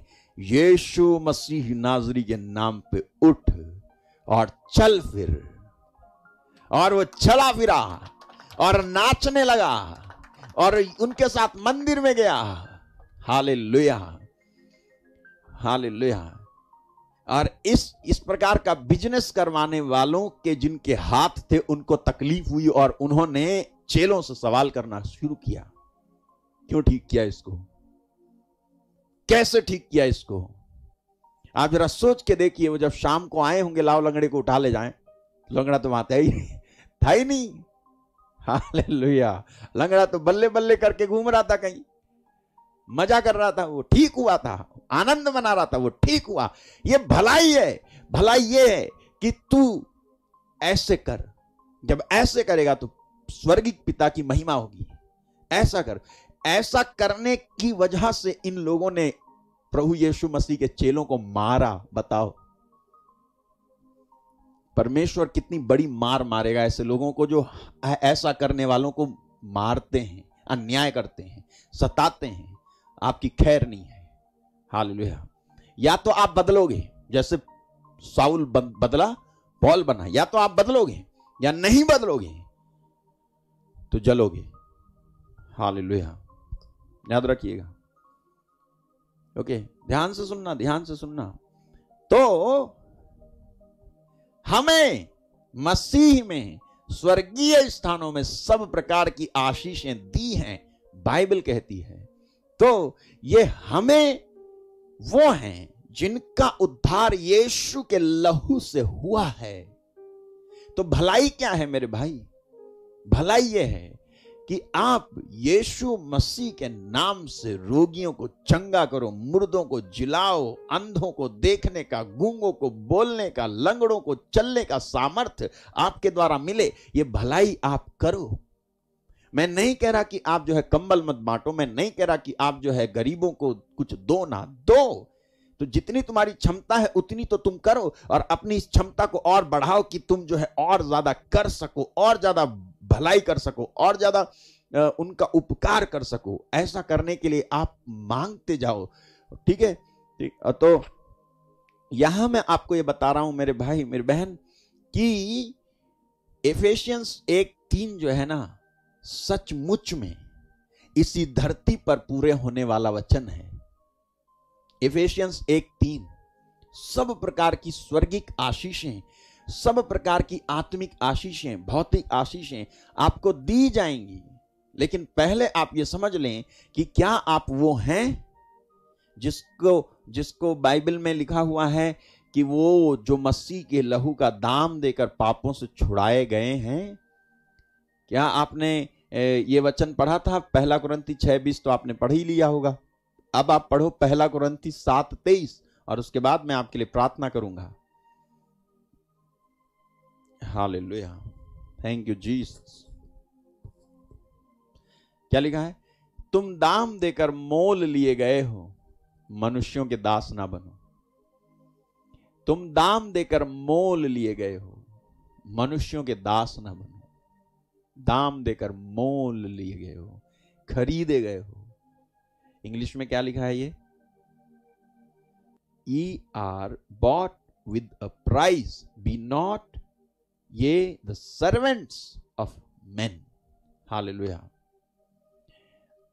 लोगों के दास ना बनो, बल्कि किसके दास बनो? जिसने तुम्हें अपने लहू से खरीदा है। जीना किसके लिए? जिसने अपने लहू से तुम्हें खरीदा है। चलना किसके लिए? सोचना किसके लिए? जिसने अपने लहू से तुम्हें खरीदा है। मेरे भाई मेरी बहन, परमेश्वर ने अपने पुत्र यीशु मसीह का लहू बहाया है और बहा के आपको खरीदा है। और उसके लहू की इज्जत यह है कि आप उसके लहू से खरीदे गए हो सोच करके उसके लिए जियो, तो उसके लहू की इज्जत है। नहीं तो केवल बोलने से इज्जत नहीं होती। यीशु का लहू, यीशु का लहू नहीं, जी तू मान कि तू उसके लहू से खरीदा हुआ है, उसने तेरा दाम चुकाया है। तुझे मालूम नहीं, देखो तुम्हें मालूम नहीं है कि पर्दे के पीछे क्या हो गया, पर्दे के पीछे क्या हुआ, क्या लड़ाई लड़ी गई, कौन सी जंग लड़ी गई, आपको मालूम है? इसमें आप हिब्रू में हैं, अगर इब्रानी में, तो मैं आपको एक वचन दिखाता हूं। हिब्रू चैप्टर 12 वर्स 3 और 4। देखो यहां पे ये बात बताई जाती है। देखो क्या है लिखा है। इब्रानी अध्याय 12 वचन 3 और 4 में लिखा है, इसलिए उस पर ध्यान करो, इसलिए उस पर ध्यान करो जिसने अपने विरोध में पापियों का इतना वाद विवाद सह लिया कि तुम निराश होकर हियाव ना छोड़ो। तुम हियाव ना छोड़ो, इसलिए यीशु मसीह ने पापियों का वाद विवाद सहन कर लिया। आपको याद है बाइबल क्या कहती है? यशायाह ने लिखा है कि ऊन कतरने वाले के सामने चुप खड़ी रहने वाली भेड़ के समान उसने अपना मुंह नहीं खोला। अगर वो मुंह नहीं खोल रहा था तो वो इसलिए था कि तुम हियाव ना छोड़ो, तुम हिम्मत ना छोड़ो, ठीक है। फिर चौथे वाक्य में लिखा है, तुमने पाप से लड़ते हुए उससे ऐसी मुठभेड़ नहीं की कि तुम्हारा लहू बहा हो। हालेलुया। परमेश्वर का पुत्र जब पाप से वो लड़ा ना तो उसका लहू बहा, उसका लहू बहा। लोग पूछते हैं कि यीशु मसीह क्यों मारे गए? मैं जवाब दे रहा हूं, पाप से लड़ते हुए उसने अपना लहू बहाया। पाप से लड़ते हुए मुठभेड़ हुई, उसकी अच्छी खासी मुठभेड़ हुई शैतान से। किसी ने नहीं देखा, सबने क्या देखा? यीशु को कोड़े मार रहे हैं, यीशु को भाला मार रहे हैं, यीशु को जो है कांटों का मुकुट पहना रहे हैं, यीशु को अपमान कर रहे हैं, यीशु को क्रूस पे टांग रहे हैं। लेकिन यीशु मसीह के साथ वो जो सब कुछ हो रहा था, वो आत्मिक रेल्म में अगर कोई देखे तो देखता कि यीशु मसीह शैतान को मार रहा था, हरा रहा था। शैतान जो है अपनी हार से बिलबिलाया हुआ ये कोशिश कर रहा था कि किसी तरह से यीशु की हिम्मत तोड़ दी जाए, लेकिन क्रूस की मौत तक वो ईमानदार रहे और उसने अपना मुंह नहीं खोला। जब लोगों ने कहा अगर तू परमेश्वर का पुत्र है नीचे उतरा, तो उसने अपना मुंह नहीं खोला। वो शैतान को हरा रहा था और शैतान जो है बिलबिला रहा था कि ये जरूर मुझे हरा देगा, क्योंकि ये कुछ बोल नहीं रहा है। आज तक जितने भी लोगों के ऊपर मैंने जो है प्रेशर डाला और उनकी स्थिति खराब की, वो बोले और मुंह से पाप किया, लेकिन इसने तो मुंह से पाप भी नहीं किया, इसने अपने कर्म से भी पाप नहीं किया। मैं इसको क्या करूं? ये तो मेरा राज्य जो है छीन लेगा, ये दुनिया जो मेरे हाथ में है इसको छीन लेगा, दुनिया के लोग जो मेरे हाथ में ये छीन लेगा, ये मेरे किंगडम पे, ये मेरे राज्य पे अपना ध्वजारोहण करेगा। तो मैं इसको किसी तरह से इसकी हिम्मत तोड़ूं, लेकिन यीशु मसीह की वो हिम्मत नहीं तोड़ पाया। बाइबल में लिखा है क्रूस तक, हाँ क्रूस की मृत्यु तक वो ईमानदार रहा। He was faithful. हालेलुया।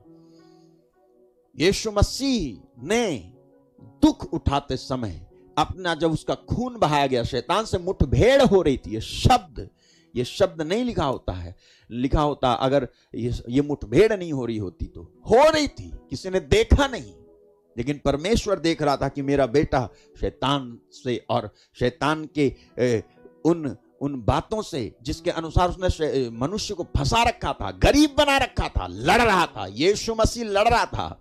आपको मालूम है जब उसने लोगों को चंगा किया, शैतान से वो लड़ता था। जब उसने मुर्दों को जिलाया, शैतान से यीशु मसीह लड़ते थे और हर बार शैतान से वो जीत जाते थे, हर बार।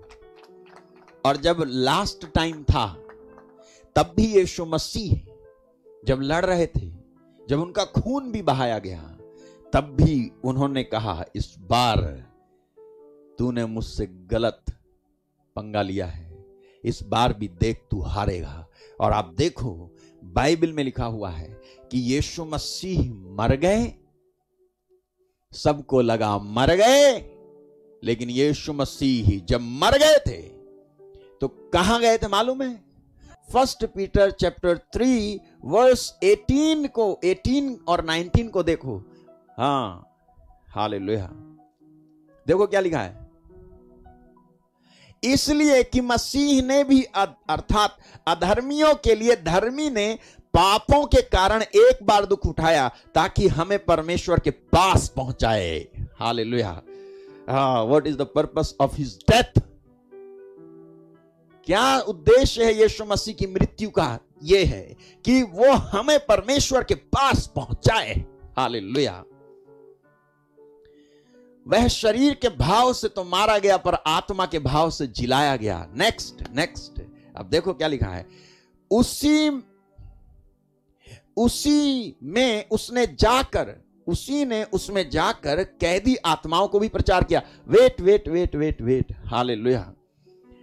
देखो यहां क्या लिखा हुआ है, उसी में जाकर, मतलब किस में जाकर? जब यीशु मसीह को मार दिया गया था, जब यीशु मसीह मर गए थे और जब वो 3 दिन के बाद जी उठे थे, तो उस 3 दिन में भी वो रेस्टिंग प्लेस में, आराम करने वाली स्थिति में नहीं गए कहीं पर, बल्कि वो जब लोग समझ रहे थे कि वो मर गए हैं, तब वो उसी अवस्था में शैतान के द्वारा बांधी गई, कैद की गई उन आत्माओं को प्रचार करने के लिए गए जो विश्वास करके छुटकारा पा सकती थी। उनको प्रचार करने के लिए गए, और जब उन्होंने उनको प्रचार किया तो उनको भी याद है आपको, जब यीशु मसीह जी उठे तो कब्रें खुल गईं, आत्माएं बाहर आईं और मृतक संतों के शरीर जी उठे थे, और वो घूमती हुई यरूशलेम में दिखाई दी थी। वो क्यों हुआ था? वो इसलिए हुआ था कि जब यीशु ने प्रचार कर दिया था नीचे। कहां नीचे? हालेलुया। नीचे इस धरती के नीचे भी एक संसार है जहां पर आत्माएं बंद थी। किसी दिन उसके बारे में मैं आपको बताऊंगा। हालेलुया। यीशु ने प्रचार कर दिया और उसके बाद ये बाहर निकल आए थे और उसके बाद ये यरूशलेम में घूमते हुए दिखाई दिए। और जब यीशु मसीह जी उठे थे ना, आप, हाँ, ये अच्छी बात है। सुनो, लोगों को लग रहा था यीशु मसीह मर गए, सिपाहियों को लगा यीशु मसीह मर गए, यहूदियों को और उन फरीसियों को जिनको बड़ा डर लगता था यीशु मसीह से, उनको लगा यीशु मसीह मर गए, अब हमें कोई परेशान नहीं करेगा, अब हमारा राजपाट कोई नहीं छीनेगा, अब हम ही राजा हैं इस धरती के। वो गया, उसको जो राजा राजा करके लाए थे यरूशलेम में, अब उसका काम खत्म हो गया। लेकिन एक सवेरा हुआ जब मरियम कब्र की तरफ गई और उसने देखा कि पत्थर लुढ़का हुआ था और वो अंदर गई तो उसने देखा कोई नहीं है। और उसके बाद प्रभु यीशु उससे मिले और कहे, जा मेरे भाइयों को बता दो। यीशु मसीह जब जी उठे तब उन्होंने बोला, मेरे भाइयों को बता दो। हालेलुया। क्योंकि अब एक ऐसा रिलेशन बन गया था यीशु मसीह का जी उठने के बाद कि अब वो मेरे भाई हैं। मैंने मर करके, खून बहा करके उनके साथ भाई और बहन का रिश्ता बना दिया है। जाओ बताओ जा करके।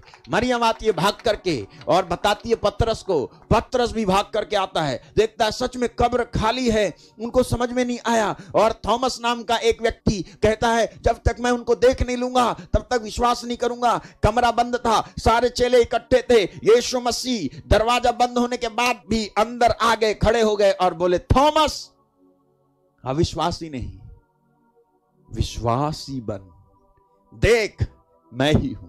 उनके घाव वैसी थे कि कहीं कोई ये ना कह दे कि डुप्लीकेट जीसस है। हालेलुया। ओरिजिनल है। मैं सच में जी उठा हूं। मेरे घाव में उंगली डाल के देख ले कि मैं ओरिजिनल हूं, देख, चेक कर। और जब उसने किया, मेरे भाई मेरी बहन, वो कहता है, मेरे प्रभु मेरे ईश्वर, मेरे प्रभु मेरे ईश्वर। मैं सच बता रहा हूं आपको, जब यीशु मसीह को समझा गया कि मार दिया गया है, वेट फॉर इट, वो जी उठे हैं। वो जी उठे हैं और आज भी जीवित हैं। और जो ये विश्वास करता है, यीशु मसीह मेरे पापों के लिए मरा, यीशु मसीह मेरे पापों के लिए मर के कब्र में रखे गए और यीशु मसीह तीसरे दिन मुर्दों में से जी उठे हैं, वह इस दुनिया का विजेता है। बाइबल में लिखा हुआ है, 1 जॉन चैप्टर 5 लिखा है, संसार पर जय पाने वाला कौन है? केवल वह है जिसका विश्वास है कि यीशु मसीह परमेश्वर का पुत्र है। हालेलुया। यीशु मसीह परमेश्वर का पुत्र है। मेरे भाई मेरी बहन, हिम्मत बांधें, भरोसा रखें, वो परमेश्वर का पुत्र है, वो जी उठा है। वो तेरे आंसुओं को मिटाएगा, वो तेरे पापों को मिटाएगा, वो तेरे रोगों से तुझे चंगा करेगा, वो तेरी उम्मीद में जो है जान भरेगा, वो तेरी परेशानियों को दूर करेगा, वो तेरे दुखों को अपने ऊपर ले चुका है। तुझे रो रो के गिड़गिड़ा के जीने की जरूरत नहीं। यीशु मसीह परमेश्वर की ओर से ठहराया हुआ एकमात्र ऐसा बलिदान है जो हर एक को, जो उस पर विश्वास करता है, परफेक्शन तक पहुंचा देता है, सिद्धता तक पहुंचा देता है, परमेश्वर के पास पहुंचाता है यीशु मसीह ही। इसलिए यीशु मसीह ने कहा कि मेरे बिना कोई परमेश्वर तक पहुंच नहीं सकता। यीशु ने कहा, अगर आपको उस पर विश्वास है तो आप पहुंचोगे। आपको उस पर विश्वास है, आपकी प्रार्थना का उत्तर ये आया। हालेलुया। मैंने कहा ये आया आपकी प्रार्थना का उत्तर। विश्वास करने वालों के लिए सब कुछ हो सकता है। मैं इस समय प्रार्थना करूंगा, प्रभु आपको इस समय छुएं और आपके साथ चमत्कार हो यीशु मसीह के नाम में।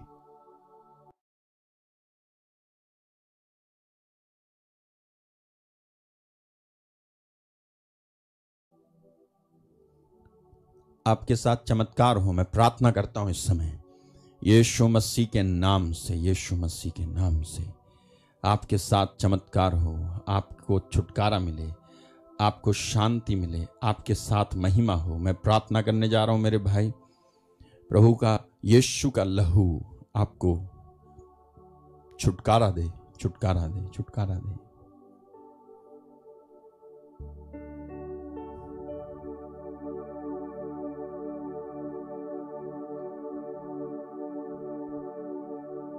यीशु का लहू मेरी शिफा है, तमाम रोगों की ये दवा है। यीशु का लहू मेरी शिफा है, तमाम रोगों की दवा है। ये राह तेरी मेरा कफारा, शिफाए जवाए लहू का धारा। ये राह तेरी मेरा कफारा, शिफाए जाए लहू की धारा।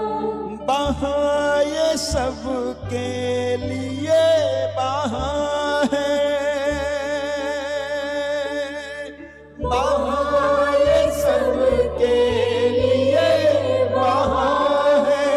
यीशु का लहू मेरी शिफा है, तमाम रोगों की दवा है। यीशु का लहू मेरी शिफा है। मेरे भाई मेरी बहन, अगर आप रोगी हैं, बीमार हैं, तकलीफ में हैं, मेरी प्रार्थना है कि आप इस समय चंगाई पाएं।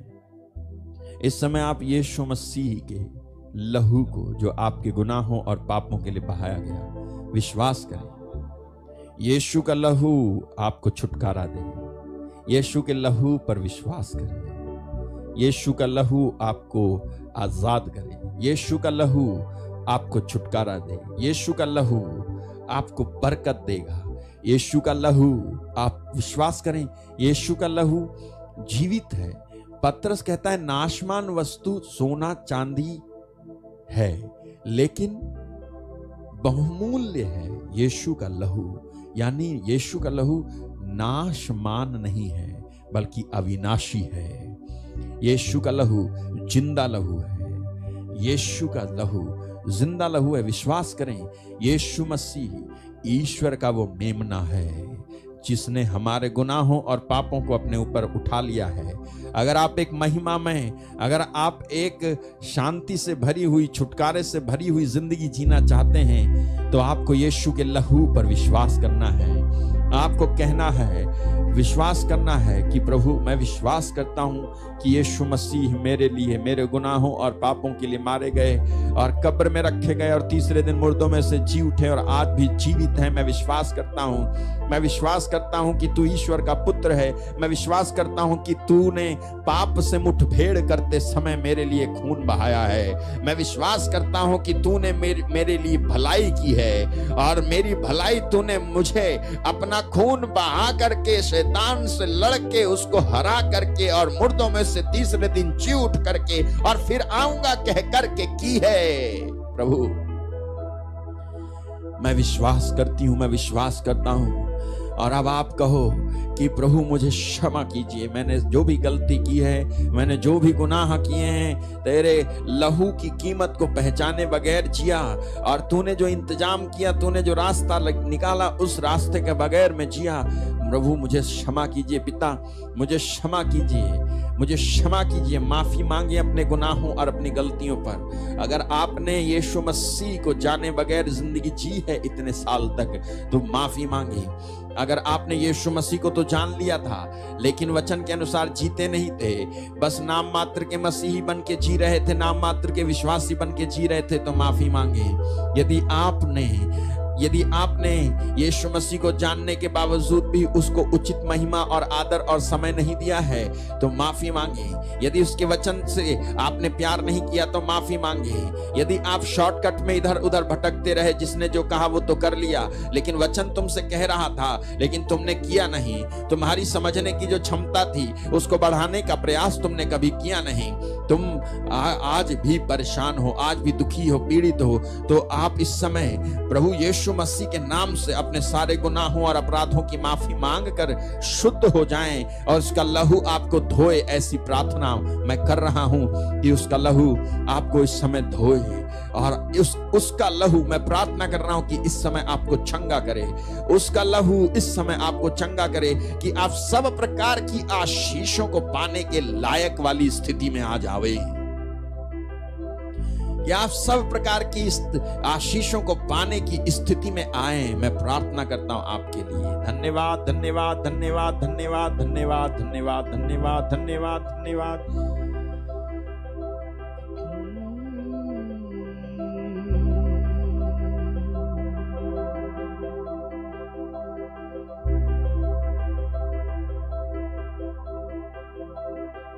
धन्यवाद देते जाएं, धन्यवाद देते जाएं, धन्यवाद। प्रभु आप में से कई लोगों को इस समय छू रहा है।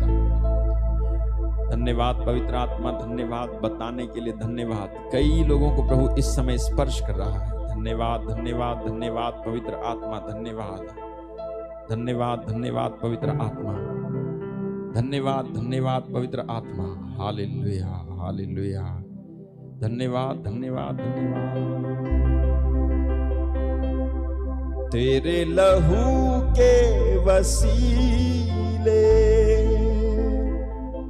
हो गए पाप क्षमा, तेरी सलीब से यीशु पाते रोगी शिफा।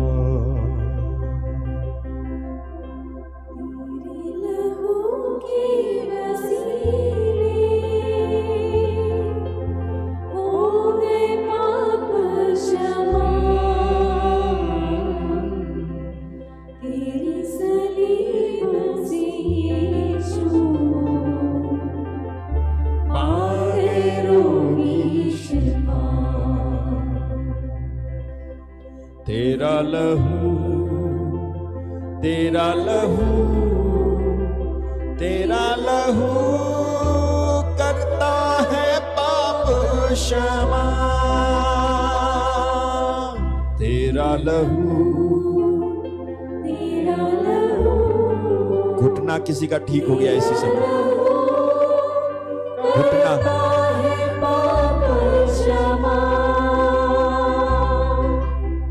हड्डियों में जांचो ना हो, यीशु का खून मांग ले। दर्द बयां जो ना हो, यीशु का खून मांग ले। दिल को सुकून जो ना हो, यीशु का खून मांग ले। दिल को सुकून जो ना हो, यीशु का खून मांग ले। पाक लहू पाक लहू पाक लहू देता है हमको शिफा। तेरे लहू के वसीले हो गए पाप क्षमा, हो गए पाप क्षमा। तेरी सलीब से यीशु पावे रोगी शिफा। तेरे लहू के वसीले से, तेरे लहू के वसीले हो गए पाप हो क्षमा। गए पाप क्षमा। तेरी सलीब से यीशु पावे रोगी शिफा। मैं प्रार्थना कर रहा हूं इस समय। जब मैं प्रार्थना कर रहा था तो मैं पाता हूं किसी के लंग्स में पानी भरा हुआ है। लंग्स में, आपके फेफड़े में, किसी के फेफड़े में पानी भरा हुआ है। परमेश्वर आपको इस समय चंगा कर रहा है और पूरी तरह से आप चंगे हो रहे हैं। आप विश्वास करें, पूरी तरह से, थोड़ी तरीके से नहीं, पूरी तरह से आप चंगे हो रहे हैं। किसी के फेफड़े में जो पानी भरा हुआ है, यीशु मसीह के नाम से आप पूरी तरह से चंगे हो रहे हैं इस समय, पूरी तरह से। कोई ऐसा है, कोई जिसको लंग्स इन्फेक्शन है, लंग इन्फेक्शन, फेफड़ों का इन्फेक्शन है। मैं देखता हूं आपको सूजन बताई है, सूजन आपके इसमें फेफड़ों में सूजन ऐसा बोला है। किसी को बोला है वरम है, वरम आप समझते हो तो शायद सूजन टाइप का ही कुछ फूला फूला सा है। परमेश्वर का सामर्थ्य आपको छू रहा है, उसका लहू आपको चंगा कर रहा है, आपकी भलाई यीशु मसीह कर रहा है। रिसीव करो, रिसीव करो, रिसीव करो। आप चंगे हो रहे हैं, आप चंगे हो रहे हैं, आपको छुटकारा मिल रहा है, आपको छुटकारा मिल रहा है, छुटकारा मिल रहा है, छुटकारा मिल रहा है, छुटकारा मिल रहा है। किसी को रीढ़ की हड्डी में प्रॉब्लम है, रीढ़ की हड्डी की प्रॉब्लम किसी की ठीक हो रही है, किसी की रसौली इसी समय जा रही है यीशु मसीह के नाम से। शैतान आपके शरीर में जो अड्डा बना के रखा हुआ है, उस अड्डे को आज यीशु मसीह उखाड़ फेंक रहा है। उसका लहू, उसका लहू, उसका लहू, उसका लहू, उसका लहू, अपने ऊपर उसका लहू मांग मांग मांग। यीशु से कह, यीशु तूने मेरे लिए जो अपना कीमती लहू बहाया है, उस लहू से मेरा उद्धार हो, छुटकारा हो, छुटकारा, छुटकारा, छुटकारा। Protection in the name of Jesus, protection.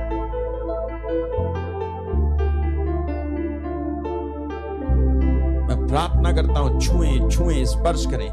किसी की पेट की समस्या इसी समय चंगी हो गई है, ठीक हो गए आप। पेट की समस्या आपकी इसी समय गई है। पेट की समस्या, किसी को बगल में गांठ है, गांठ बगल में, आपके दाहिनी साइड में बगल में किसी को गांठ है, किसी की नस की प्रॉब्लम इसी समय ठीक हो रही है, किसी का गुप्त रोग इसी समय ठीक हो रहा है, किसी को साइनस की प्रॉब्लम है, ठीक हो रहा है, कोई आस्थमा वाला है, ठीक हो रहा है इसी समय। रिसीव करो, रिसीव करो, रिसीव करो, रिसीव कर। कोई ऐसा है जिसको रात में नींद नहीं आती है, डरावने सपने आते हैं, परमेश्वर तेरे उस बंधन को तोड़ रहा है इस समय, तोड़ रहा है इस समय, तोड़ रहा है। तेरे बच्चों की कोई हानि ना होने पाए प्रभु जी। यदि वे विष भी पिए तो प्रभु जी वो ना मरे। मैं प्रार्थना करता हूं यीशु मसीह के नाम से। मैं प्रार्थना करता हूं तेरे बच्चों का छुटकारा हो, आज की रात तेरे बच्चों का छुटकारा हो। मैं प्रार्थना करता हूं जो वेंटिलेटर पे रखे हुए हैं, जो आईसीयू में, जो ऑक्सीजन पर रखे हुए, प्रभु आप उन्हें छुएं इस समय, छुएं इस समय, छुएं इस समय, छुएं छुएं छुएं इस समय। मैं प्रार्थना करता हूं रेकलान सोब्रा माखरी हिस्सा त्रोलो ग्रेमिन दाब्रांसा। कोई है जो पवित्र आत्मा के 9 वरदान पाने के लिए प्रार्थना कर रहा है, कोई है जो पवित्र आत्मा से भरने के लिए प्रार्थना कर रहा है, प्रभु आपको इस समय भर रहा है, छू रहा है, छू रहा है। Receive, hallelujah, receive, receive, receive, receive, receive. किसी की आंखों की रोशनी वापस आ रही है, किसी की आंखों की रोशनी वापस आ रही है इस समय, किसी की आंखों की, मैं देखता हूं किसी के गले में कुछ बहुत ज्यादा गंभीर है, गले में बहुत ज्यादा गंभीर है। मैं देखता हूं आपके गले में कोई पाइप डाला हुआ है, पाइप, गले से कोई पाइप डाला हुआ है। आपको बहुत ज्यादा तकलीफ हो रही है, बहुत ज्यादा तकलीफ हो रही है, बहुत ज्यादा। ओ यीशु मसीह के नाम से मैं प्रार्थना करता हूं ये सारी तकलीफें जाएं। मैं एक व्यक्ति को देखता हूं जिसको यूरिन बैग लगाया हुआ है और आप बिस्तर पर पड़े हुए हैं, आप बहुत ज्यादा गंभीर हैं, प्रभु आपको इस समय चंगा कर रहा है, चंगा कर रहा है। रिसीव करें, रिसीव करें, रिसीव, यीशु के नाम से रिसीव करें, रिसीव करें, ग्रहण करें, ग्रहण करें। किसी को गिल्टियां निकलती हैं, गिल्टियां, जांघ के आसपास में गिल्टियां निकलती हैं, आपको प्रभु इस समय चंगा कर रहा है, चंगा कर रहा है। किसी को व्हाइट स्पॉट है, सफेद दाग है, किसी को प्रभु आपको चंगा कर रहा है इस समय, चंगा कर रहा है, चंगा कर रहा है। किसी को बहुत तेज बुखार है जो कि उतर नहीं रहा है काफी समय से, आप इस समय चंगे हो रहे हैं। रिसीव करो, रिसीव करो, रिसीव करो, रिसीव करो, रिसीव करो। 16 साल से एक बहन दुष्ट आत्मा के फंदे में है, आज वो आजाद हो रही है। 16 साल से एक बहन दुष्ट आत्मा के फंदे में से आजाद हो रही है। 32 साल से एक भाई दुष्ट आत्मा के बंधन से इसी समय आजाद हो रहा है। 32 साल से धन्यवाद पवित्र आत्मा, धन्यवाद पवित्र आत्मा, धन्यवाद पवित्र आत्मा, धन्यवाद पवित्र आत्मा। प्रभु छुए, एक एक को स्पर्श करें, एक एक को स्पर्श करें, एक एक को स्पर्श करें, एक एक को स्पर्श करें, एक एक को। किसी के एम्बिलिकल कॉर्ड में प्रॉब्लम है, एम्बिलिकल कॉर्ड में, आपकी नाभि में प्रॉब्लम है, नाभि में, नाभि में, आपकी नाभि में कोई प्रॉब्लम है, प्रभु आपको इस समय चंगा कर रहा है। आपकी नाभि में प्रॉब्लम है, प्रभु आपको चंगा कर रहा है। मैं घाव भी देखता हूं, वहां घाव, नाभि के आसपास में घाव भी देखता हूं, प्रभु आपको चंगा कर रहा है। किसी का सोराइसिस की प्रॉब्लम इसी समय ठीक हो रही है, किसी को ऐसी बीमारी है स्किन छूट छूट के गिरती है, प्रभु आपको चंगा कर रहा है इस समय, चंगा कर रहा है, चंगा कर रहा है। कोई ऐसा है जिसको मुंह में बहुत ज्यादा बास आती है, बहुत ज्यादा बदबू आती है, प्रभु आपको छू रहा है इस समय, चंगा कर रहा है। कोई ऐसा है जिसको गैस्ट्रिक की प्रॉब्लम है, गैस्ट्रिक की प्रॉब्लम, चंगा हो रहा है इस समय, चंगा हो रहा है। कोई ऐसा है जिसका जमीनी वाद विवाद चल रहा है, वो निपट रहा है। किसी का केस खत्म हो रहा है, केस, कोर्ट केस खत्म हो रहा है। कोई आपका जेल से बाहर निकल के आने ही वाला है, रिसीव, जेल से निकल के बाहर आ रहा है। आप में से कई लोगों को मैं देखता हूं, आप जो है नौकरी पे जा रहे हो, नौकरी पे जा रहे हो, नौकरी पे किसी की सैलरी का रुका हुआ पैसा मिलेगा, सैलरी का रुका हुआ पैसा मिलेगा। मैं ब्लेस करता हूं आपको यीशु मसीह के नाम से। किसी का वीजा आने वाला है, कोई ऐसा है जो पासपोर्ट बनवाने के लिए कोशिश में है लेकिन बन नहीं रहा है, बन जाएगा यीशु मसीह के नाम से। कोई ऐसा है जिसका पैसा फंसा हुआ है, किसी ने धोखे से आपसे पैसा लेकर के दिया नहीं है लेकिन वो देगा। मैं कहता हूं यीशु के नाम से वो देगा। अगर आप सचमुच में यीशु मसीह के नाम पे विश्वास करके एक सच्ची मसीहियत जीते हो, सच्चा मसीही जीवन जीते हो, बस नाम मात्र के लिए नहीं, नाम मात्र के विश्वासी नहीं हो, अगर आप नाम मात्र के लिए प्रभु को नहीं मानते हो, अगर आप सचमुच में मानते हो, यीशु मसीह पर विश्वास करते हो, तो आपको प्रभु छू रहा है और आपके फंसे हुए पैसे फंसे नहीं रहेंगे, आपको मिलेंगे, आपको मिलेंगे, आपको मिलेंगे, आपको मिलेंगे। स्पर्श, स्पर्श, स्पर्श, स्पर्श, छुएं इस समय, स्पर्श करें, स्पर्श करें। मेरी प्रार्थना है छुएं इस समय, छुएं यीशु मसीह के पवित्र सामर्थी नाम से मैं कहता हूं। किसी के कान का रोग, कान में खुजली है, कान का रोग है, कोई कान में खुजली है, प्रभु यीशु के नाम से ठीक हो रहा है, ठीक हो रहा है, ठीक हो रहा है, ठीक हो रहा है, ठीक हो रहा है, ठीक हो रहा है। किसी को वेन्स की प्रॉब्लम है, नसों में प्रॉब्लम है, नसों में ठीक हो रहे हो, ठीक हो रहे हो। आप विश्वास करें, विश्वास करें, विश्वास करें, विश्वास करें, विश्वास करें। कोई चल नहीं पाता है लेकिन इस समय आपके पैरों में ताकत आ रही है। चल भाई, उठ, उठ, तेरे उठने का समय आ गया। उठ, उठ, उठ, उठ, उठ, उठ, उठ, उठ। कोई ऐसा है जो अपनी मुट्ठी बंद नहीं कर पाता है, मुट्ठी बंद नहीं कर पाते हो, आपकी मुट्ठी बंद नहीं होती है। परमेश्वर आपको इस समय चंगा कर रहा है, आपकी मुट्ठी खुल रही है, बंद हो रही है, आपके पंजे इस समय ठीक हो रहे हैं, ठीक हो रहे हैं। 38 साल से कोई बीमार है, प्रभु आपको चंगा कर रहा है, चंगा कर रहा है, चंगा कर रहा है, चंगा कर रहा है, चंगा कर रहा है, चंगा कर रहा है। किसी को फोड़े फुंसी, बैठक पे फोड़े फुंसी हैं और आप बहुत समय से परेशान हैं, प्रभु आपको चंगा कर रहा है इस समय, चंगा कर रहा है, चंगा कर रहा है, चंगा कर रहा है, चंगा कर रहा है। किसी का हाई बीपी का इस समय चंगा हो रहा है, हाई बीपी और शुगर यीशु के नाम से जा रही है, जा रही है, जा रही है, जा। यीशु के नाम को मैं महिमा देता हूं, सारी महिमा यीशु के नाम को देता हूं। लोग चंगे हुए, मैं यीशु के नाम को सारी महिमा देता हूं, यीशु के नाम को मैं सारी महिमा देता हूं। रोगी चंगे हुए, रोगी चंगे हुए, विश्वास करें, विश्वास करें। आप चंगे हो रहे, चंगे हो रहे, चंगे हो रहे, चंगे हो रहे। Receive in Jesus mighty name, receive, receive. आप में से कोई इसी समय गिर गया है, प्रभु ने आपको छुआ, इसी समय आप में से कोई गिरा है, यीशु मसीह के नाम पर। ओ यीशु के नाम से आप आजाद हो, आजाद हो, आजाद हो, आजाद हो। छुटकारा, छुटकारा, छुटकारा, छुटकारा, छुटकारा, छुटकारा, छुटकारा, छुटकारा, छुटकारा, छुटकारा, छुटकारा, छुटकारा, छुटकारा। Receive in Jesus mighty name. आप चंगे हो। किसी का सीना इसी समय जकड़ा हुआ था, वो खुल गया है। सीना, सीना, किसी का सीना जकड़ा हुआ था, खुल गया है यीशु मसीह के नाम से, खुल गया है, खुल गया है। विश्वास कर, विश्वास कर मेरे भाई। किसी का सीना जकड़ा हुआ था, इसी समय खुल गया है। किसी के सांस की नली में, फूड पाइप में प्रॉब्लम थी, फूड पाइप में। एक तो फूड पाइप में प्रॉब्लम है, कोई ऐसा जिसको फूड पाइप में कैंसर है, यीशु के नाम से चंगा हो रहा है, तो चंगा हो रहा है, चंगा हो रहा है। Receive, receive, receive, receive, receive, receive, receive, receive in Jesus mighty name. I say receive in Jesus name. Receive in Jesus' mighty name. May we blessed right now in Jesus' mighty name. चंगे हो जाओ, चंगे हो जाओ, चंगे हो जाओ, चंगे हो जाओ, चंगे हो जाओ, चंगे हो जाओ, चंगे हो जाओ। पीरियड्स प्रॉब्लम जिसको भी है, पीरियड्स के से रिलेटेड प्रॉब्लम, आप ठीक हो रहे हो, ठीक हो रहे हो, ठीक हो रहे हो, ठीक हो रहे हो, ठीक हो रहे हो, ठीक हो रहे हो, ठीक हो रहे हो। यीशु मसीह के नाम से ठीक हो रहे हो आप। चंगे हो जाओ, चंगे हो जाओ, चंगे हो जाओ, चंगे हो जाओ, चंगे हो जाओ, चंगे हो जाओ, चंगे हो जाओ। Receive in Jesus mighty name. मैं प्रार्थना करता हूं आप चंगे हो जाएं इसी समय।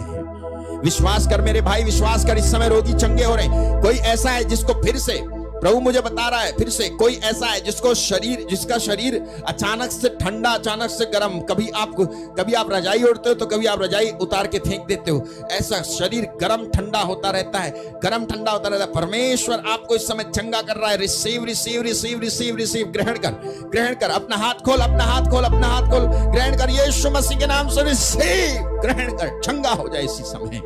धन्यवाद, धन्यवाद पवित्र आत्मा, धन्यवाद पवित्र आत्मा, धन्यवाद, धन्यवाद पवित्र आत्मा। छुए छुए छुए, फिर से कोई दाएं दायां कान किसी का ठीक हुआ है, दायां कान किसी का ठीक हुआ है, दायां कान चंगे हो रहे हैं आप। रिसीव करें, रिसीव करें, रिसीव करें, विश्वास करें। धन्यवाद पवित्र आत्मा, धन्यवाद, धन्यवाद, धन्यवाद। प्रभु आपको चंगा कर रहा है इस समय। रिसीव करें, विश्वास करें। धन्यवाद, धन्यवाद, धन्यवाद। किसी की प्रॉपर्टी को लेकर के कोई झगड़ा चल रहा है, प्रॉपर्टी को लेकर के कोई झगड़ा चल रहा है, यीशु मसीह के नाम से वो प्रॉपर्टी का झगड़ा निपट रहा है, प्रॉपर्टी का झगड़ा निपट रहा है यीशु मसीह के नाम से। Receive receive receive receive receive कर, रिसीव कर, रिसीव कर, रिसीव कर। प्रॉपर्टी का झगड़ा निपट रहा है, निपट रहा है, निपट रहा है, निपट रहा है, यीशु मसीह के नाम से निपट रहा है। मैं प्रार्थना करता हूँ, प्रॉपर्टी का झगड़ा निपट रहा है। किसी को दांतों में प्रॉब्लम है, दांतों में प्रॉब्लम ठीक हो रही है, किसी की दांतों में प्रॉब्लम ठीक हो रही है यीशु मसीह के नाम से। रिसीव कर, रिसीव कर, रिसीव कर, रिसीव कर, ग्रहण कर, ग्रहण कर, विश्वास कर। मेरे भाई, मेरी बहन, इस समय तू विश्वास के साथ प्रार्थना कर और बोल जो तू चाहता है होने के लिए बोल। किसी की शादी की रुकावट इस समय दूर हो रही है, शादी की रुकावट किसी की दूर हो रही है, शादी की रुकावट किसी की दूर हो रही है यीशु मसीह के नाम से, यीशु मसीह के नाम से, यीशु मसीह के नाम से शादी की रुकावट दूर हो रही है। मैं आपको ब्लेस करता हूं, आशीष देता हूं यीशु मसीह के नाम से। आप सब लोग आशीषित हो जाएं यीशु मसीह के नाम से। आप सब लोग आशीषित हो जाएं यीशु मसीह के नाम से। आप सब लोग आशीषित हो जाएं,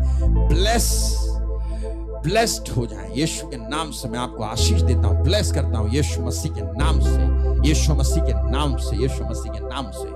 आप कहें आमीन, आमीन, आमीन और आमीन, आमीन, आमीन, आमीन। यदि आप इस प्रार्थना द्वारा आशीषित हुए हैं तो कृपया अपनी गवाही की वीडियो बनाकर व्हाट्सएप नंबर 6398779772 पर भेजें। आप अपनी प्रार्थना निवेदनों को 9456596390 पर प्रातः 10:30 से दोपहर 2 के बीच कॉल कर बता सकते हैं। स्क्रीन पर दिखाए गए ईमेल एड्रेस पर भी आप संदेश हम तक पहुंचा सकते हैं। यदि आप इस मिनिस्ट्री द्वारा सुसमाचार को फैलाने में आर्थिक सहायता करना चाहते हैं या आर्थिक रूप से बीज बोना चाहते हैं तो सामने दिए गए डिटेल पर ऑनलाइन या ऑफलाइन कर सकते हैं। भारत के बाहर से भेंट भेजने के लिए व्हाट्सएप नंबर 6398779772 पर संपर्क करें। प्रभु यीशु मसीह की आशीष आप पर और आपके परिवार पर हमेशा बनी रहे। आमीन।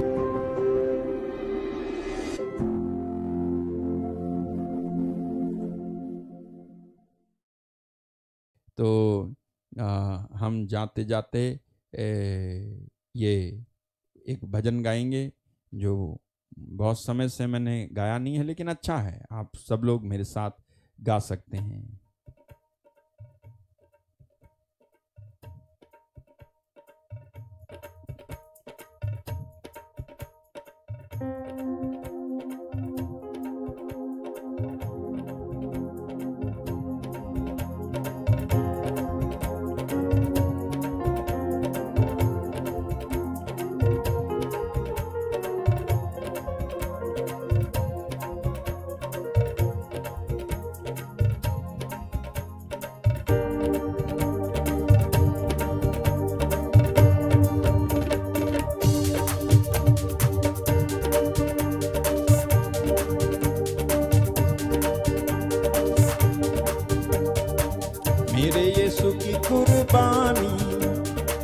देती हमें है जिंदगानी। मेरे यीशु की कुर्बानी देती हमें है जिंदगानी। मेरे यीशु की कुर्बानी देती हमें है जिंदगानी। मेरे यीशु की कुर्बानी देती हमें है जिंदगानी। वो जो खुदा का कलमा था,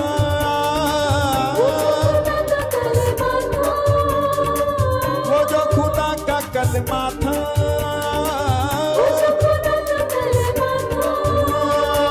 हर शक्ल इंसानी।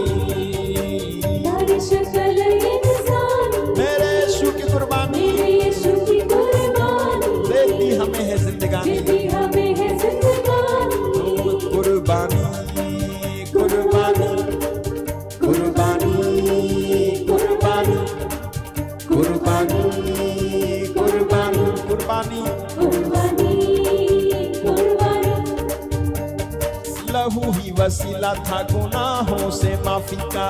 लहू ही वसीला था गुनाहों से माफी का। भेड़ बकरों का लहू बलि को ना काफी था। भेड़ बकरों का लहू बलि को न काफी था। लहू ही वसीला था गुनाहों से माफी का। लहू ही वसीला था गुनाहों से माफी का।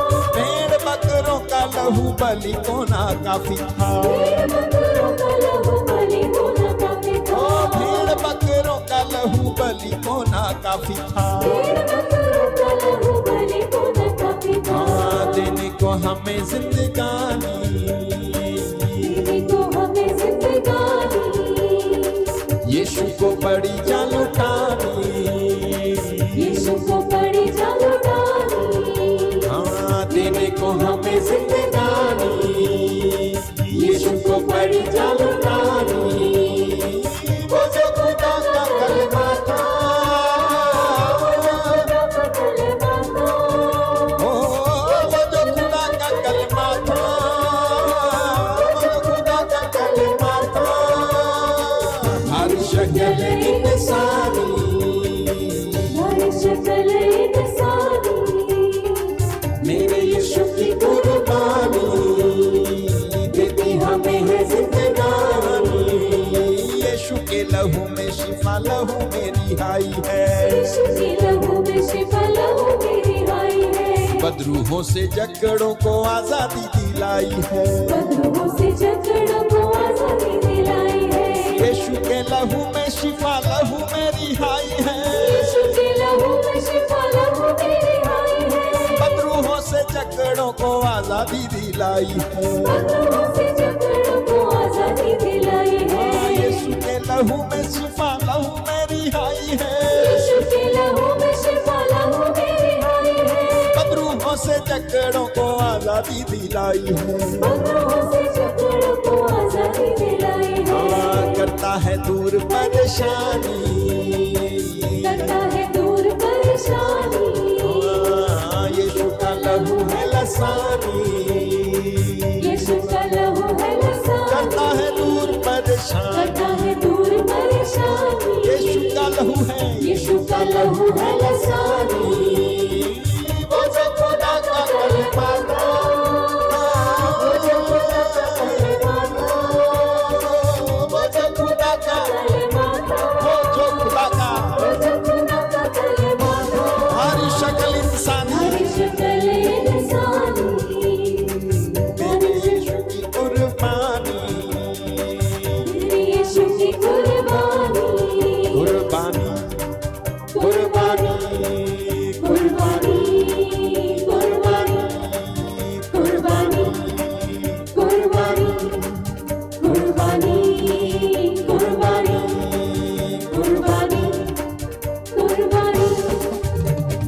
मुर्दे राह दिखाएंगे क्या यीशु राह दिखाता है। यीशु राह जिंदगी का नाम ये बताता है। मुर्दे राह दिखाएंगे क्या यीशु राह दिखाता है। यीशु राह जिंदगी का नाम ये बताता है। यीशु राह जिंदगी का नाम ये बताता है। ओ यीशु राह जिंदगी है। यीशु राह जिंदगी का नाम ये बताता है। हाँ, कैसी है बात दिल लुभानी, कैसी है बात दिल लुभानी। ओ यीशु है जिंदगी का पानी, यीशु है जिंदगी का पानी। कैसी है बात दिल लुभानी, कैसी है बात दिल लुभानी। यीशु है जिंदगी का पानी। यीशु है जिंदगी का पानी। ओ वो जो खुदा का कलमा था, वो जो खुदा का कलमा था। ओ वो जो खुदा का कलमा था, वो जो खुदा का कलमा था। हर शक्ल इंसानी हर शक्ल इंसानी। मेरे यीशु की कुर्बानी मेरे यीशु की कुर्बानी। देती हमें है जिंदगानी। देती हमें है जिंदगानी। मेरे यीशु की कुर्बानी मेरे यीशु की कुर्बानी। देती हमें है जिंदगानी। धन्यवाद पवित्र आत्मा, धन्यवाद धन्यवाद धन्यवाद। सारी महिमा आपको देता हूँ यीशु, आपके नाम पर सारी महिमा हो। पिता यीशु, आपके बेटे के नाम पर आपकी महिमा हो। धन्यवाद पवित्र आत्मा, धन्यवाद यीशु मसीह के नाम में, आमीन। God bless you. Good night. जय शो।